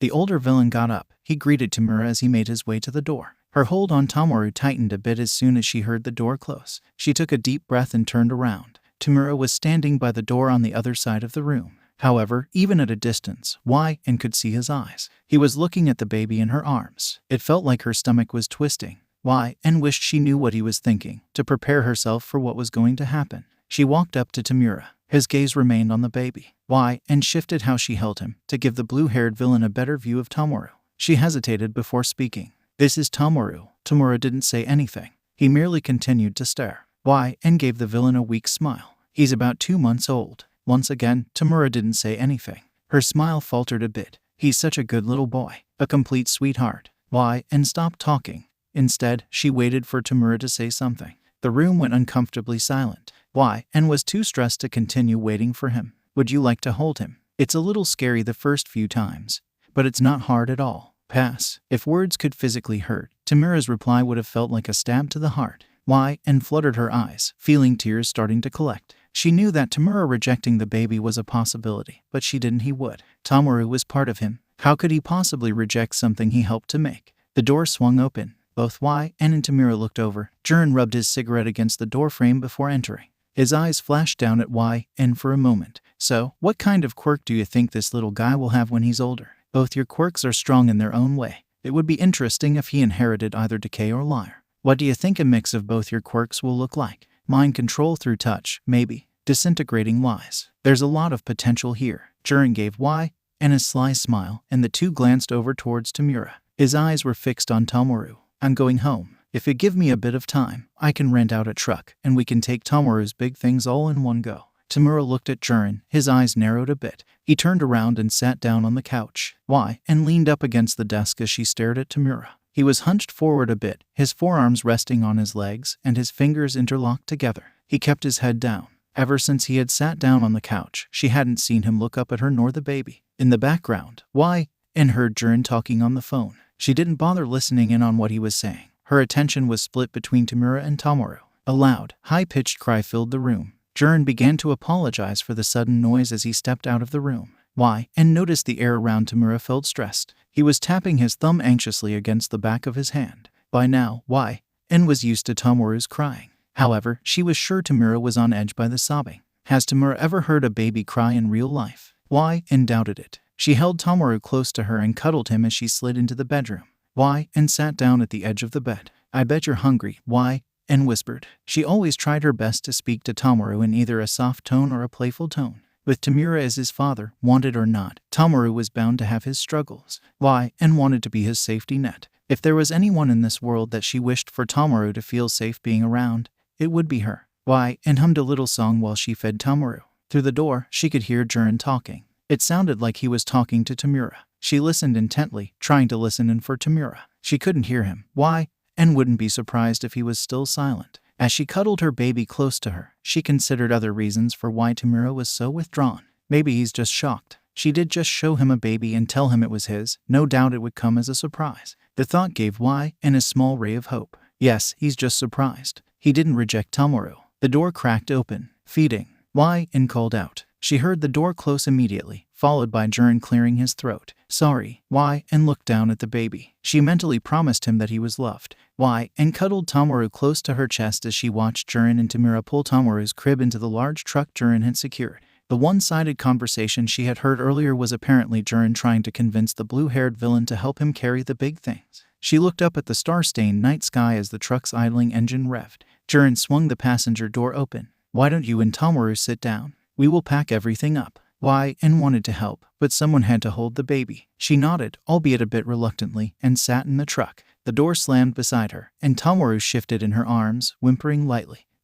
Gently rocked him as she watched the two villains pack away things under the veil of darkness. The driver's side door closed. Glanced over and saw Jiren. He put the car into drive, and it began to lightly rock as it moved. What about Tomura? The older villain motioned his head to the back of the truck. He said he'd prefer to sit with all the stuff. Sighed as soon as she heard Jiren's words. You have some serious patience to pick someone like him. Let out an airy giggle. Some things genuinely never change. Leaned against the door and watched the world fly by through the window. Every so often, she felt her eyelids grow heavy. After a small battle to keep them open, sat up straight. She couldn't afford to sleep while holding the baby. And Jiren talked as they drove. Tomura was the center of their conversation. Learned that Jiren overheard Tomura refuse to hold the baby. His quirk talk was meant to help. I think that's what you gotta do. Just talk Tomo up. He's going to have a strong quirk no matter who he takes after. Remind Shigaraki that from time to time. Tilted her head. Do you think that will work? Jiren shrugged. It did for you. Furrowed her brows and gave him a confused look. Jiren continued. He didn't seem that fond of you when I took you in. He liked your quirk, though, so he had to man up and deal with it. Didn't like the thought of Tomura tolerating Tomoru for his potential quirk. However, Jiren had a point. If he was invested in his quirk, it gave the two time to bond. Held onto a shred of hope that Tomura will warm up to the idea of being a father. Steering wheel in one hand and his phone in the other, Jiren jumped back and forth between paying attention to the road and looking at the map he pulled up. The truck jerked, and instinctively held Tomoru tighter. Sorry, I should have warned you that we're going to be off-roading for a bit. The truck slowed down as Jiren carefully traversed the beaten-down path, swerving around stray branches in his way. N's heart was pounding. The possibility of the truck tipping over made her nervous. After a few uncomfortable minutes of bumps and the truck's wheels potentially getting stuck in the mud, Jiren slowed to a stop. Pulled the blanket she had swaddled Tomoru in closer to his face before stepping out. Heard the low rumble of the back door sliding open. She guessed Jiren was most likely letting Tomura out. Swung the door open and stepped out of the truck. She noticed Tomura was already headed inside. Stepped next to Jiren and looked at the little broken-down shack Tomura was calling home. Jiren leaned in close to N's ear and spoke in a low tone. We haven't unpacked yet. It's not too late to change your mind. She smiled at Jiren. Sure, it's a little rough on the outside, but I'm sure it's better inside. Could feel Jiren's judgmental gaze as they got closer and closer to the little shack. The door was barely hanging onto its hinges. The older villain held the door open as 𝗬𝗃 entered. Tomura was lying down on a couch. 𝗬𝗃 had to squint to see him. "Doesn't this place have electricity, at least?" Jiren asked. "No," Tomura grumbled. Behind her, 𝗬𝗃 heard Jiren hum in an "I told you so" type of manner. 𝗬𝗃 rolled her eyes. "No electricity means no heat or running water, huh?" 𝗬𝗃 poked at her cheek with her tongue. She knew precisely what Jiren was trying to do. 𝗬𝗃 was determined to be stubborn on the matter. She wanted Tomura to raise Tomoru with her. If that meant she needed to make some sacrifices and be a little creative to get by, then so be it. It's a fixer-upper. The front door needs some new hinges, and I'm sure a generator will pop up somewhere. 𝗬𝗃 tried her best to sound positive. "It's a little out of the way, but that's probably safer. I'm sure with a bit of work, this place could be really nice." Jiren hummed in a disappointed manner. "Do you have any plans to fix up the place?" He folded his arms across his chest. "No," Tomura repeated. Deep down, 𝗬𝗃 wished he would lie just this once to get Jiren off her back. She felt a hand lightly grab her shoulder. "You can't be serious." 𝗬𝗃 smiled at Jiren and promised everything will be fine. He sighed, and his hold weakened. The older villain continued in a low, somber tone. "Let me know if it changed your mind. I'll get you as soon as possible." 𝗬𝗃 nodded. His gaze shifted over to Tomura. "Gonna help me pull the stuff out of the back?" Tomura didn't say anything for a while. He growled under his breath before standing up and following Jiren outside. 𝗬𝗃 couldn't help but notice how reluctant Tomura was being. She began to wonder if he actually wanted her and Tomoru there after all. 𝗬𝗃 sat on the couch while the two villains hauled Tomoru's things into the little broken-down shack. Tomura insisted everything gets placed in the back room. The blue-haired man was stern about that, going as far as snapping at 𝗬𝗃 when she gave Tomoru a toy to fumble with. He informed her that she better take that toy to the back when she's done with it. 𝗬𝗃 couldn't help but notice Jiren, who had a smug smile on his face. She smiled at Tomura and promised she will put everything in the back when they were done moving. As promised, 𝗬𝗃 put Tomoru's things away as soon as they were finished. Tomura returned to the couch and picked up an old, worn book. With the baby in her arms, 𝗬𝗃 walked Jiren to the front door. "My offer still stands. We'll be fine." She gave him a reassuring smile. Jiren sighed before leaving. She watched him walk to the truck. The engine revved up in the distance. She stood at the old door frame and watched the headlights vanish into the distance. She turned around. The shack seemed a lot darker now. Her gaze traveled to Tomura. He was keeping his head down. She opened her mouth to speak but immediately shut it.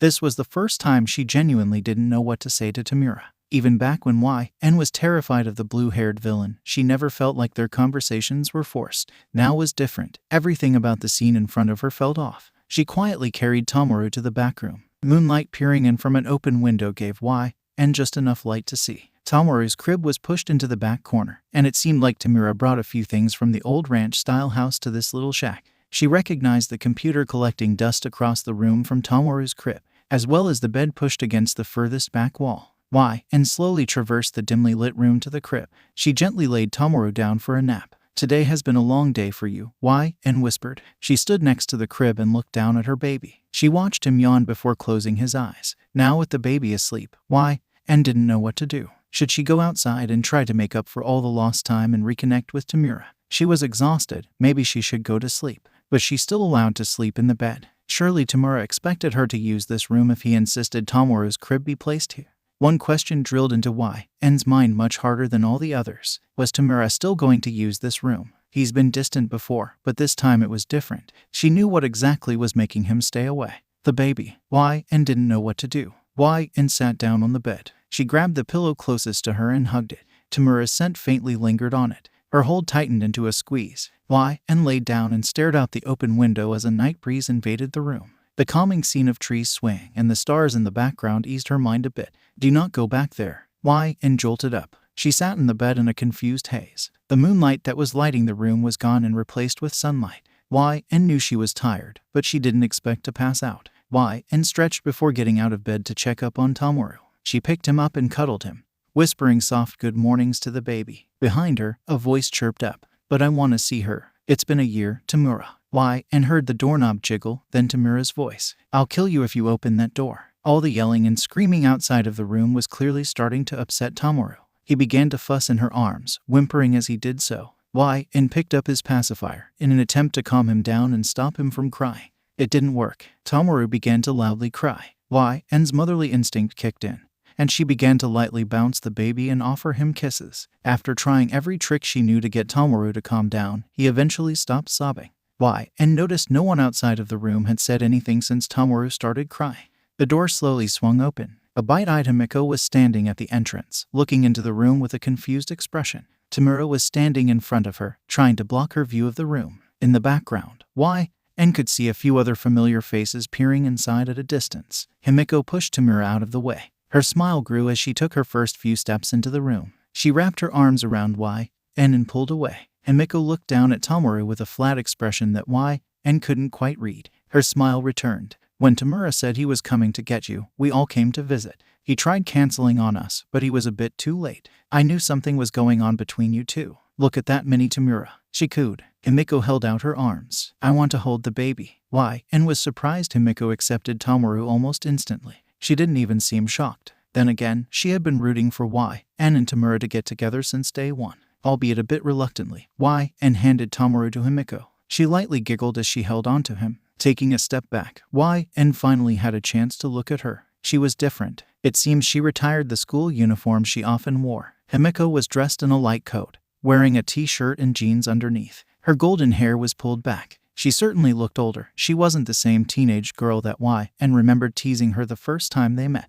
What's his name? 𝗵𝗃𝗲's question broke her train of thought. And felt her body heat up. She hesitated before giving the blonde villain a proper answer. Tomoru. 𝗵𝗃𝗲 giggled and gave her a toothy smile, lightly poking fun at the fact that she even named the baby after Tomura in an excited tone. No, not you two, Tomura demanded. Twice slid under the blue-haired villain's arm and walked up to and 𝗵𝗃𝗲. He tapped his chin as he studied Tomoru behind his mask. Cute kid, I hate him. And anxiously thanked him. It seems everyone else was keeping their distance. 𝗵𝗃𝗲 and 𝗵𝗃𝗲 appeared to be intrigued by the miniature stranger. Dabi, on the other hand, was leaning against the wall adjacent to the door. Every so often, his icy gaze would flash in 𝗍's direction. And retrieved the baby from 𝗵𝗃𝗲. The younger villain then wrapped her arm around 𝗍's and gave her a gentle tug. Come on, we've all missed you. 𝗍's gaze shifted to Dabi. Something told her that wasn't true, allowing 𝗵𝗃𝗲's pulling to take the lead. And followed her towards the door. Tomura looked down at the baby for a moment before he stepped away, giving the four just enough space to leave the room. And felt Tomura's sharp gaze on her and Tomoru as she rejoined the league for the first time in a year. 𝗵𝗃𝗲 and 𝗵𝗃𝗲 gathered to take a look at the baby. Dabi kept his distance, but and could tell he was listening. The only one who was genuinely disconnected from everything going on was Tomura. Everyone watched him leave the little shack, slamming the door behind him. The stranger chapter text, he's so cute. 𝗵𝗃𝗲 leaned forward a bit and stared at Tomoru. Hello, baby, look over here. The young blonde girl was sitting next to while Twice was standing behind the couch, leaning on the back and looking down at Tomoru. It was apparent by how close they were that they were the most interested in the baby. 𝗵𝗃𝗲 and 𝗵𝗃𝗲 looked at a distance. Dabi, on the other hand, was as far away from and the baby as possible. The only way he could be any further was if he had followed Tomura outside. Where have you been hiding? 𝗵𝗃𝗲 asked. We have been looking all over for you. And recounted her story, waiting under the bridge, eventually finding her way to Jiren's old office, and roaming city to city until she finally stopped at Agura, Tomoru's birth, choosing to leave out mentioning Tomoko, and finally getting found. And let out an exasperated sigh. It's been a long year. And it's been quite a year, 𝗵𝗃𝗲 added. The masked villain hummed and titled his head. You seem different. I do. And could only guess what 𝗵𝗃𝗲 meant by that. Stressed, tired, overworked, any one of those words could probably describe and you do. Not sure what it is, but you seem very different from the and we went to Tartarus with. Whatever it is, it's a good change. And bowed her head a bit and thanked 𝗵𝗃𝗲 for the compliment.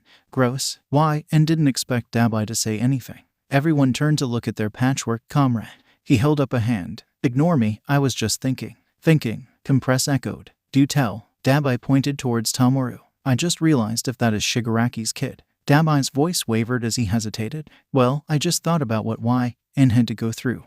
N's face felt hot. Her brows furrowed, and she frowned at Dabi. Shut up. The patchworked villain smirked in response. 𝗵𝗃𝗲 giggled. That is exactly what Tomura would say. How cute. She cooed. And felt her face heat up even more. The group stayed together for a while longer. Twice wanted to hold Tomoru, so and gently handed off the baby to him. Eventually, 𝗵𝗃𝗲 and 𝗵𝗃𝗲 took a closer look at Tomoru. Dabi continued to quietly stay at a distance. At this rate, and was just happy he was staying. Usually, Dabi was the first one to leave. The door swung open, and all the noise stopped. Tomura was standing at the door. And noticed his eyes scanning the room. Tomura grumbled under his breath and headed towards the bedroom. Tomura, 𝗵𝗃𝗃 called out. She had a toothy smile on her face. Do you want to hold Tomo? No, Tomura spoke in a near whisper. He neither took the time to think about 𝗵𝗃𝗃's question or even turn around and look at her. Why? Sighed, sadly. 𝗵𝗃𝗃, on the other hand, looked furious. Her smile was gone entirely, and she was frowning. 𝗵𝗃𝗃 had her hands firmly planted on her hips. Why? Knew the blonde villain well enough that she was mere moments away from chasing after Tomura. Why? Reached out and grabbed 𝗵𝗃𝗃's hand. She turned to look at Why? Thank you, 𝗵𝗃𝗃, but don't worry about it. Tomura's distancing hurt Why? More than anyone could ever imagine. However, Why? Thought about the bright side. Tomoru wasn't dead. The Tomura she had met years ago would have killed the baby without hesitation. Her baby was not only still alive, but Tomura didn't object to Why? Taking the baby with her into his home. 𝗵𝗃𝗃's eyes darted from Tomura to her. Are you sure? She looked confused and worried. Why? Smiled warmly and nodded. The bedroom door closed. Sounds like the party is over, I'm out. As usual, Dabi was the first to leave. A thought crossed Y's mind. Oh, Jin, please keep a close eye on Tomo. I forgot I need to talk to Dabi about something. Why? Had quickly left before Twice had a chance to say anything. The dark-haired male was already a distance away. Why? Quickly followed after him. Dabi. He didn't stop nor slow down. I know you can hear me. She quickened her pace, eventually catching up to him. Why? Stood in front of Dabi, forcing him to either walk into her or stop. He picked the latter. Why? Took a deep breath. I just wanted to thank you. Dabi raised a brow and cocked his head to the side. She felt her face redden. This is the first time Why? Has ever actively engaged in trying to talk to Dabi. The entire time I was away from everyone, I was keeping a close eye on the news. Those bodies you were burning up. They gave me a lot of hope that I wasn't the only one who made it out of Tartarus. Dabi stared at Why? His icy blue eyes bore into her. He opened his mouth as if he was going to say something. After a moment, he closed his mouth and walked around Why? She turned around and watched him disappear on the horizon. Why? Returned to the broken-down shack. Compress and Spinner had already left, leaving 𝗵𝗃𝗃 and Twice to watch over the baby. Tomoru was crying. 𝗵𝗃𝗃 was making silly faces, and Twice was lightly bouncing the baby. They were making a valiant effort to calm Tomoru down, but the baby was still loudly sobbing. Why? Chuckled under her breath. Come here, sweetheart. She gently took the baby from Twice. Thank you for keeping an eye on him. Why? Hugged Tomoru close to her. The baby was still crying, just not as loud as before. He's tired. Why? Explained. I'll put him to bed in a bit. I just gotta. Why? Stopped and cleared her throat. She looked over to the bedroom door. Well, you know. Twice nodded. Okay, I get it. We're leaving. See you around. 𝗵𝗃𝗃 pouted, but he eventually convinced her that it was time to leave. 𝗵𝗃𝗃 waved at Why? And leaned in close. She pat the crying baby's head and spoke in a quiet voice. I hope you stop crying soon. Why? Watched the two leave. She stood alone with Tomoru in her arms. Every once in a while, she'd glance towards the door. Why? Mentally psyched herself up to talk to Tomura. She promised herself that everything will work out in the end. She cracked the door open and peeked inside. She couldn't see Tomura from the door. Slowly, she opened the door and stepped inside. Tomura was lying down on the bed, his back facing the door. Why? Hugged Tomoru close to her as she walked by him, even though Tomura wasn't paying her nor the baby any attention. Why? Gently laid Tomoru down in his crib and pulled a blanket over his little body. She knelt by his side and slid her hand between the crib's bars. Her fingers tenderly ran through Tomoru's 𝗧𝗵𝗲 hair. Why? Sat down on the floor for hours. Her attention split between the sleeping baby and his possibly pretending to be asleep father. Every few minutes, she'd look over to Tomura, hoping to catch glimpses of him looking their way. Unfortunately, Why? Never caught him in the act as she had expected. The familiar sound of a phone rumbling on wood filled the room. For the first time since Why? Entered the room, Tomura had moved. A blue glow emanated from his direction. Why? Paused, waiting for him to tell her who it was and what they want. Tomura tossed the phone over his shoulder. It bounced on the bed, nearly landing on the wooden floor. It's for you, he muttered. Why? Got up and collected Tomura's phone, somewhat surprised that the little shack got reception. She looked over at Tomura, hoping to catch a small look at his eyes. Nothing. The bed dipped down as she sat on the edge. A message from Jiren, as expected. The older villain was the only one she could think of that would check up on her. Why? Listened to the phone ring, every so often glancing over her shoulder to look at Tomura. Shigaraki or Why? She replied. Ah, good. It called back fast. I assume you and Shigaraki are working things out. Why? Wasn't sure if that was some sort of trick question. She couldn't imagine him being happy with her giving him either a yes or a no. Jiren cleared his throat. A guy came in a while ago. He's looking for ya. A guy. For me. Why? Furrowed her brows as she thought about who could possibly be looking for her. She subtly felt the bed shift. What's his name? 𝗬𝗏 was at a loss. Even thinking back to the people she had met while away from the league, she couldn't recall anyone who would bother trying to keep in contact with her. First name, Taromi. Last name, Baraki. 𝗬𝗏 stopped and thought about it. Nothing came to mind. Are you sure it's for me? 𝗬𝗏 asked. Did he call for me by name? 𝗬𝗏. Atsuko. She couldn't wrap her head around who this Baraki could be. Well, Jiren paused. He didn't use your name. He described you perfectly, though. Even mentioned the Tartarus thing, too. 𝗬𝗏 was intrigued. Not many people outside of the league and a handful of heroes and government officials knew about Tartarus. The media tried to avoid giving the league their credit for it. Jiren began to speak, breaking 𝗬𝗏's train of thought. Do you want to meet him? Or should I turn him away? I really don't want to. If there's anything 𝗬𝗏 has leaned over the past few years, it's that she didn't consider herself a people person. 𝗬𝗏 sighed. Don't turn him away, though. I'll meet with him. She felt the bed shift again. Her gaze followed the wooden floor to the crib. She realized she had another issue. 𝗬𝗏 couldn't leave Tomoru with Tomura, but she didn't want to put the baby at risk by taking him with her to meet a complete stranger. On top of all that, the little shack Tomura presumably found was out of the way. While it was perfect for safety reasons, it made traveling, especially without Kurogiri, very difficult. I can have him come later today. I'll pick you up. 𝗬𝗏 was thankful Jiren was so helpful. He was under no obligation to do this much for her. Let me make a few calls first. Jiren agreed, and 𝗬𝗏 hung up. 𝗬𝗏 looked over her shoulder. Tomura was still lying down. She knew he was eavesdropping. Tomura wasn't jumping to accompany her. She assumed he wanted to be alone and slipped out of the bedroom.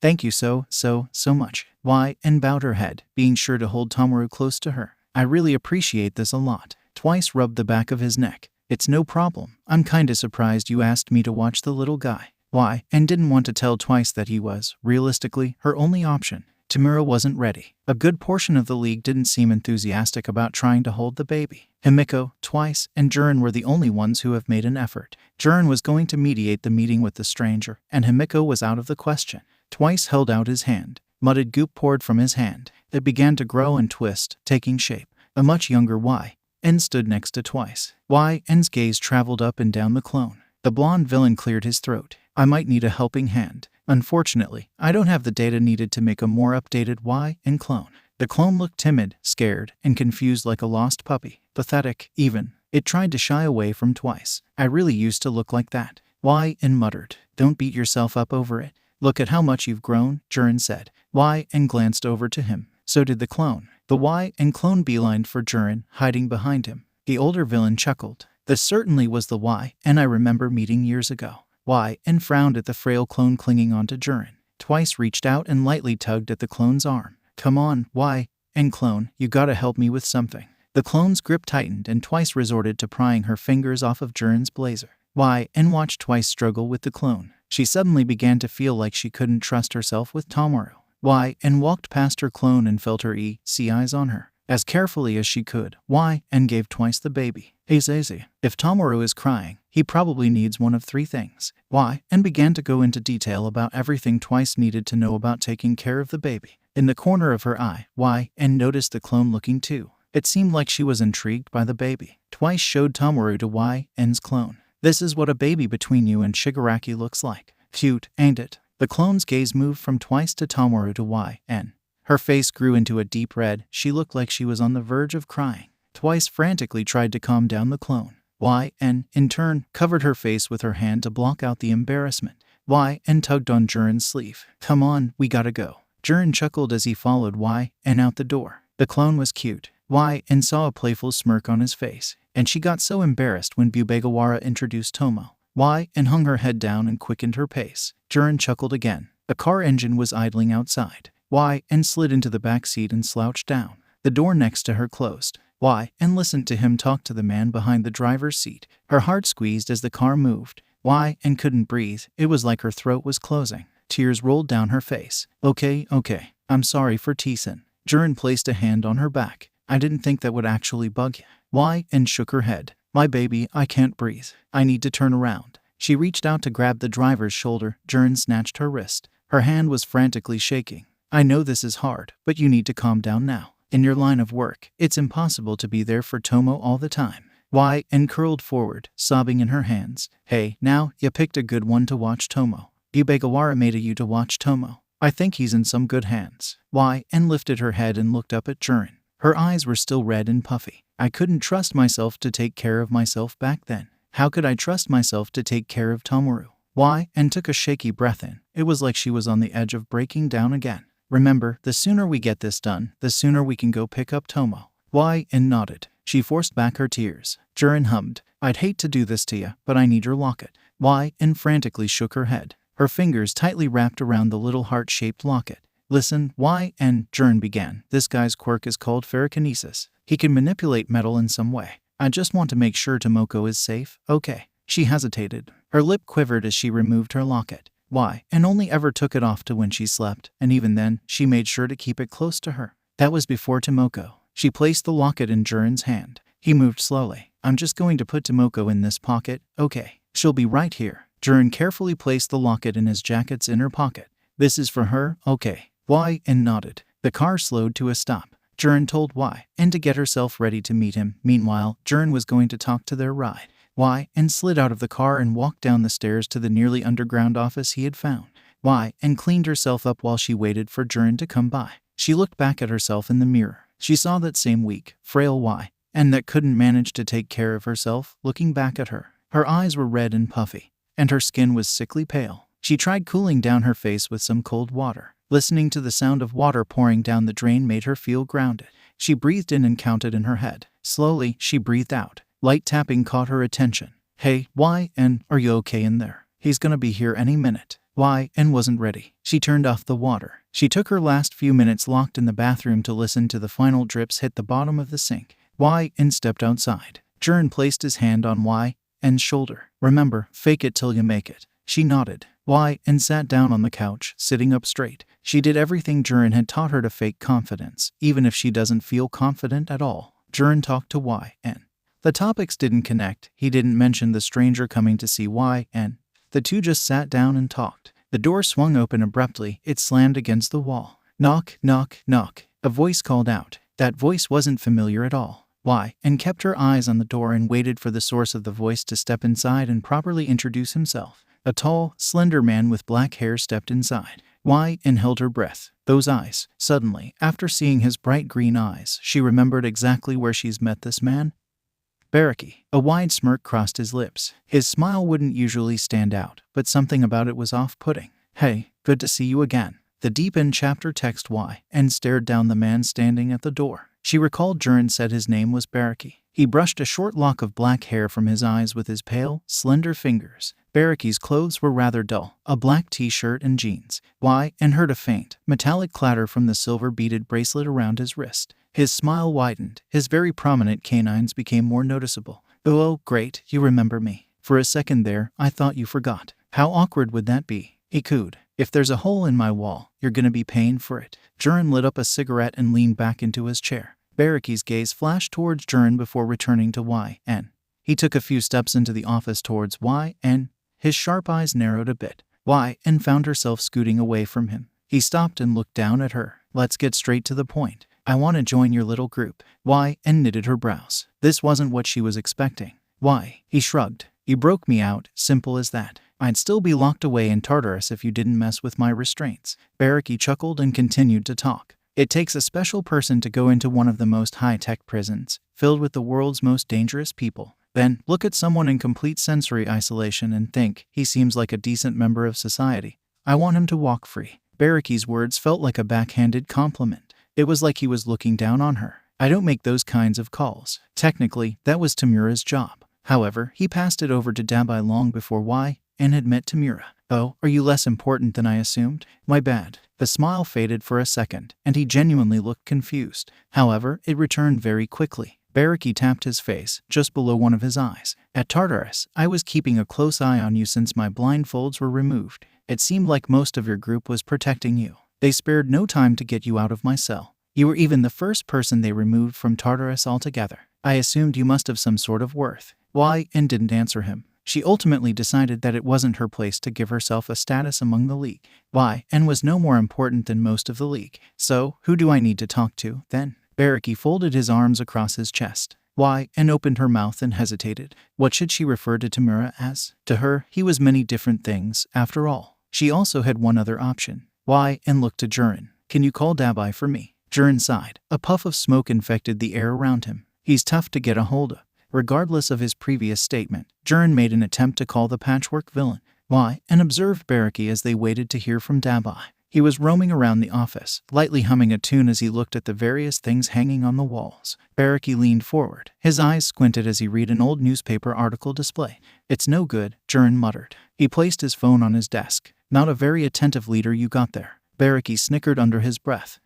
And frowned at him and narrowed her eyes. "Dabi isn't in charge. He's just tasked with recruitment." 𝗬𝗂𝗍 hummed. "Well, I suppose you gotta find someone else then, huh?" Sighed as she thought about what to do. She found herself in a bit of a bind. 𝗬𝗂𝗍 showed promise at Tartarus. If not for Dabi grabbing her at the last second, he could have seriously hurt her. She knew she couldn't turn him away. At the same time, there was no one to make the decision. Dabi wasn't answering. And there was no way she was going to take him home with her just so Tomura could speak with him. And looked at Jiren and held out her hand. "May I borrow your phone? Gonna call Tomura." The older villain shrugged and slid the phone closer to She got up and took it to the other room. As she closed the door, could hear 𝗬𝗂𝗍 talking to Jiren. Pressed her back against the door as she looked through the contacts list for Tomura. The phone rang, and she waited for an answer. "What do you want?" "I'm taking a nap," Tomura snapped. The corners of 𝗬𝗀𝗍's lips twitched into a quick smile. It's been a while since she's heard Tomura complain about something petty. "Tomura, why?" began. "I don't know what to do." Tomura didn't reply. She wasn't sure if it was because he was continuing his silent treatment or if he was simply waiting for her to elaborate. This guy had escaped from Tartarus. "He wants to join us." Felt a bit more at ease after explaining everything. "Us?" Something about his tone sounded off. She wondered if he was jealous. "There is no us," Tomura said.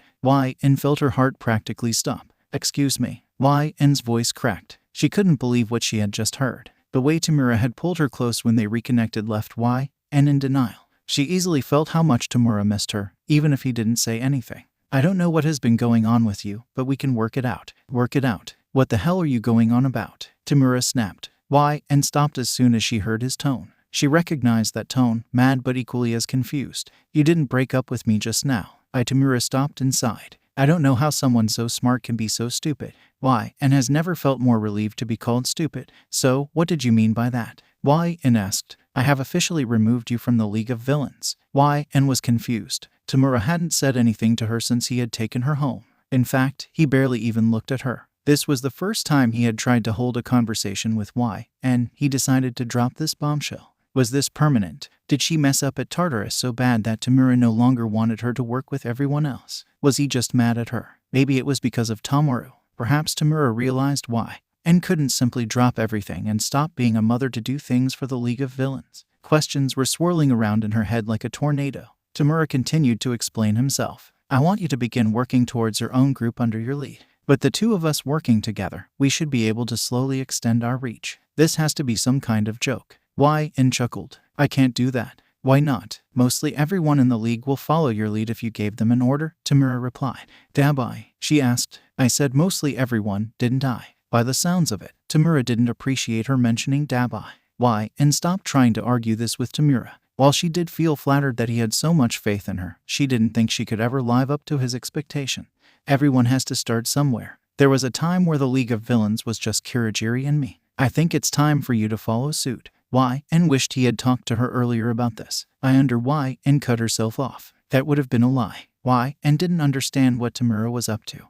The only thing she could do was follow his lead and hope Tomura knew what he was talking about. "I see." Tomura hung up the phone and listened to the steady dial tone in her ear. Her hand fell to her side as she stared at the wall. Out of all the plans Tomura had concocted over the past few years, this one terrified her down to her core. Left the little side room and rejoined the two villains. The first thing she noticed was 𝗬𝗂𝗍's voice. "So, I look at this guy. You know that the type. Real big and that likes to think he's the meanest guy in the room. Thinks he's invincible." He was sitting in the chair across from Jiren's desk, typically where his clients would sit. Jiren had his head in his hands, his gaze down and away from 𝗬𝗂𝗍. "Do you ever shut up?" 𝗬𝗂𝗍 suddenly stopped in the middle of his story and chuckled. "No, not really. I like the sound of my voice." He tapped his chin as he thought. "Now, where was I?" "Oh, so, I says to him." Jiren groaned as soon as 𝗬𝗂𝗍 continued talking. "Looks like you two are having a great time." Walked by the two villains and sat down on the couch. Jiren had a pained expression on his face. 𝗬𝗂𝗍 spun around and sat in the little chair backward. He rested his forearms on the top of its back. "So what did boss man say?" He rested his chin on his arms and batted his eyes. What did you get sent to Tartarus for, exactly? Behind 𝗵𝗃𝗍𝗁. Why? And saw Jiren reach into his desk and pull out a bottle of painkillers. The short version, please. He frowned. Seriously? You don't want to hear my harrowing tale? 𝗵𝗃𝗍𝗁 sighed. Just for being a general menace to society, I guess. You know, killed some people, stole some things, broke some rules like the bad boy I am. Why? And couldn't tell if he was serious or not. Either way, he seemed more qualified at being a villain than 𝗬. She continued on with a small, interview-like talk with the black-haired villain. She wanted details of his various crimes, no matter how small or big. 𝗵𝗃𝗍𝗁 seemed happy to answer all her questions. It was just as she expected. 𝗵𝗃𝗍𝗁 was far more than competent. However, he had a habit of rambling. Why? And sat still, listening to 𝗵𝗃𝗍𝗁 talk. She looked past him and towards Jiren. He looked bored. Why? And decided it was time to cut him off. Jiren, here, has a way to contact you, right? Why? And paused. Give me a few hours. I'll give you a call with an answer. I await your call with bated breath, he said. He spoke very playfully. It contrasted his rather unsettling grin. Why? And didn't speak until 𝗵𝗃𝗍𝗁 had left. She waited until she heard a second door close before speaking with Jiren. Once she started, why? And didn't stop. She knew she didn't have what it took to follow Tomura's footsteps. Not everyone is built to be a leader. And, well, you. Jiren tilted his head to the side with a frown. I'm not saying you'll never get there, but why? And wasn't offended by Jiren's words. He was right. 𝗬𝗪𝗏 was her chance to act as villainous as she wanted to. And why? And defaulted to having a reasonably normal, quiet life. Maybe it can convince Tomura to rethink this. Why? And suddenly remembered Tartarus. No, if this was something Tomura was set on, then he will not change his mind. Shigaraki has an awful habit of throwing you into the deep end just to see if you'll figure out what to do on your own.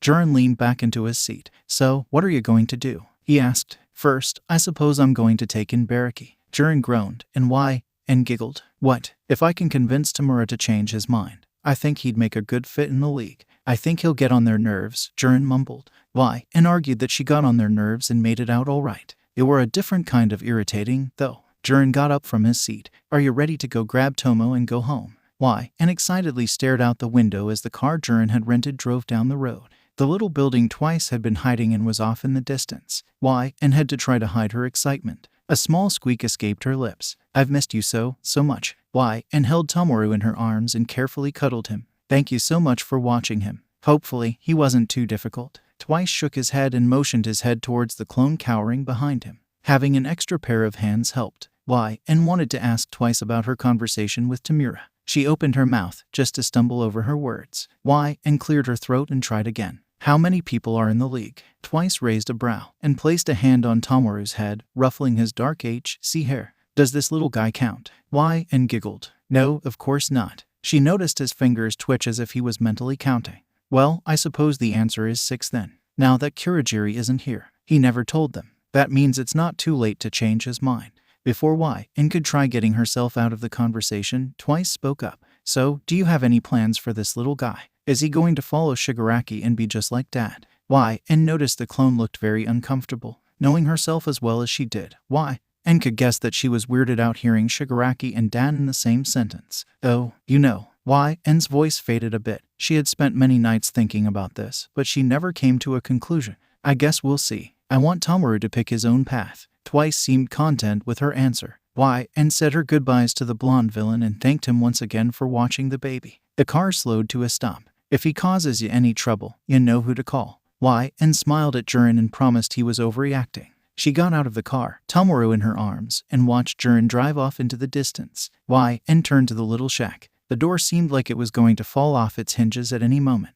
Why? And wished Tomura would at least try to fix it. Why? And peeked inside. Tomura was sitting down, reading. Hey there, why? And greeted. Tomura glanced up and then back down to his book. Why? And felt like she knew Tomura very well. However, his most recent behavior was not like him. She sat down next to Tomura. Can we talk? No reply. It was as if he couldn't hear her. Tomura, regardless. Why? And began telling Tomura about what was on her mind. Well, I'm not sure if I can lead my own group. I'm happy that you have so much faith in me, but I'm not so sure that's a good idea. I don't think I'd ever be ready for something like that. Why not reconsider? Wouldn't Dabi be a better pick? Why? And stopped talking. As expected, Tomura didn't reply. Why? And wanted to hear him talk. Just one word. She glanced down at Tomoru. Do you want to hold the baby? No, he replied. Why? And knew that question would get an answer. Why? And got to her feet. She cuddled Tomoru close to her as she entered the bedroom. and wrapped him up in his blanket and stayed by his side until he fell asleep. She carefully closed the door, trying not to accidentally wake up Tomoru.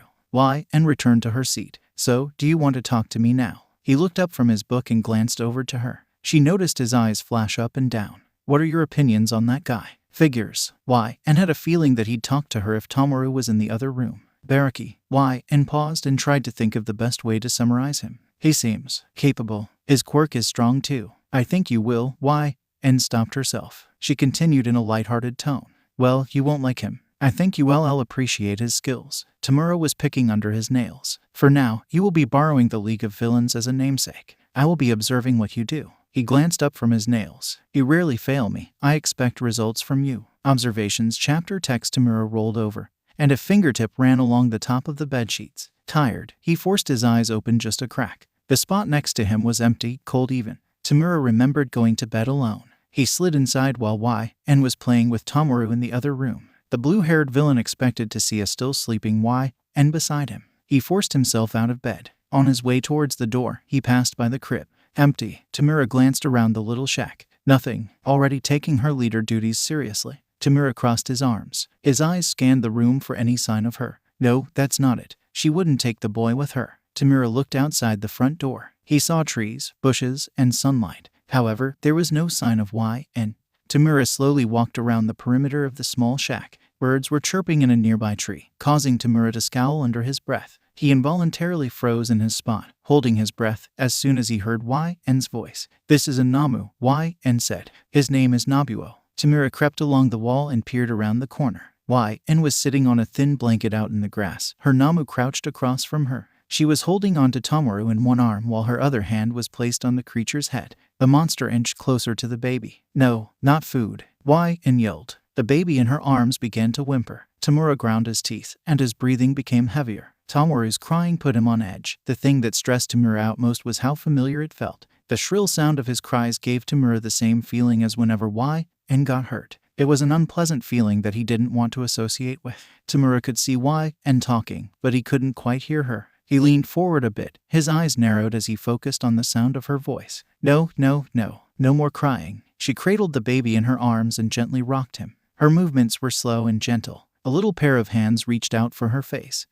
And beamed as she leaned forward and allowed the baby's hands to explore her face. Tomura saw her speaking to Tomoru. Her voice was too low to hear. And placed the baby face down on the blanket. And had a kind smile on her face as she watched the baby. She looks happy. Tomura felt that burning sensation he often felt along his skin flared in his stomach. It was like hot claws were tearing him apart from the inside. He leaned against the wall, averting his eyes from and Tomoru. The cold air felt good against his heated skin. He stared at the blue sky, watching the clouds slowly go by. Tomura breathed in, taking in as much of the chilled air as possible to ease the inner burning. He felt the pain calm down. Tomura inched closer to the corner and looked over. N was lying down on the blanket. She placed Tomoru on her chest. Her fingertips ran along his back. N smiled as she watched the baby grip onto her finger. She softly praised how well he was doing. Tomura couldn't figure out what Tomoru was doing that was so praiseworthy. He was convinced at this point N would praise the baby just for breathing. He didn't get it. How about we go back inside? He froze as soon as he heard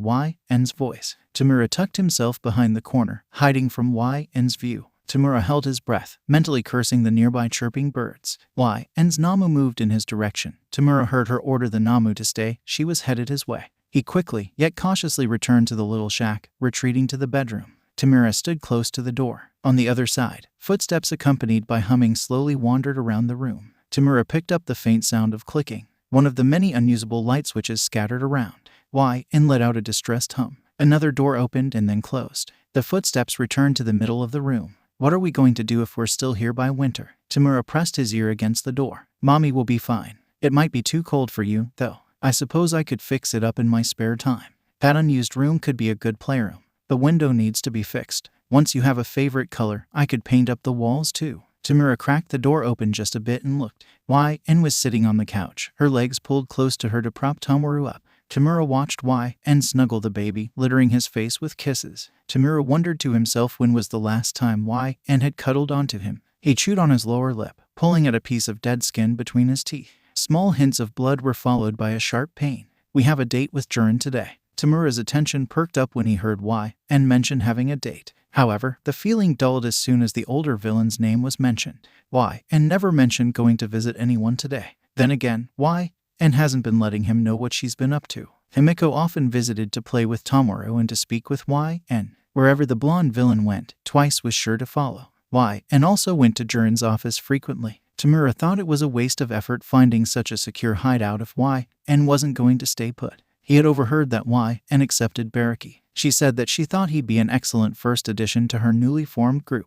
Beyond that, and doesn't seem to have any plans in mind. At the end of the day, she was a fledgling villain who didn't have any direction or pride in her work. And caught his attention. She was headed to the bedroom. Tomura stepped away from the door and returned to the bed. The door creaked open, and stepped inside. In the corner of his eye, he watched and she placed the baby inside his crib. A light click sounded, and slowly guided one of the barred walls down. Okay, let's get you dressed in something cozy, okay.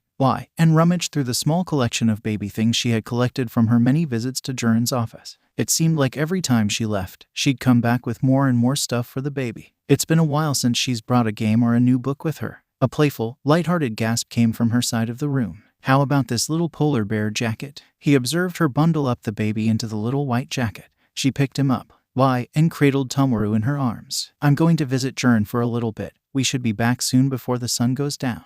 Tomura's eyes followed and towards the door. Tomura stayed by himself for only a moment. The blue-haired villain felt fidgety. It was impossible to keep still. His chest felt like it was being twisted excruciatingly slow. He got up and left the room. He saw and disappearing from the outskirts. This invisible line that marked where the shack's safety ended and the dangers of the outside world began. The knots in his chest eased. Tomura followed her at a distance. Things became more complicated once she made it out into the open. Tomura followed her out without thinking and was not adequately disguised to be walking around amongst civilians.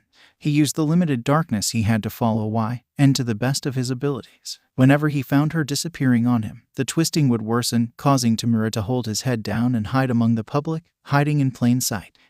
And turn to the little stairwell that leads to Jiren's underground office. Tomura hung out by the building, away from the door but keeping it in sight. Tomura dealt with the uncomfortable stress he was feeling. He stayed still and waited. The blue-haired villain found himself tapping the wall next to him as boredom took over. There was no sign of and leaving yet. Tomura sighed. He had been playing a mental game of how can I kill everyone on this street without getting caught. After a fair bit of time, Tomura decided that he had strategically discovered every possibility, and he was now bored again. The door opened, and Tomura's attention perked up. Oh, come on, let me hold him. And hugged Tomoru close to her. No, I don't think so. A man about the same build as Tomura was hovering around and Tomura guessed that this must be N's new recruit. He tilted his head a bit and observed her interact with him. Are you serious? Aren't we supposed to be partners? You can trust me with the little guy.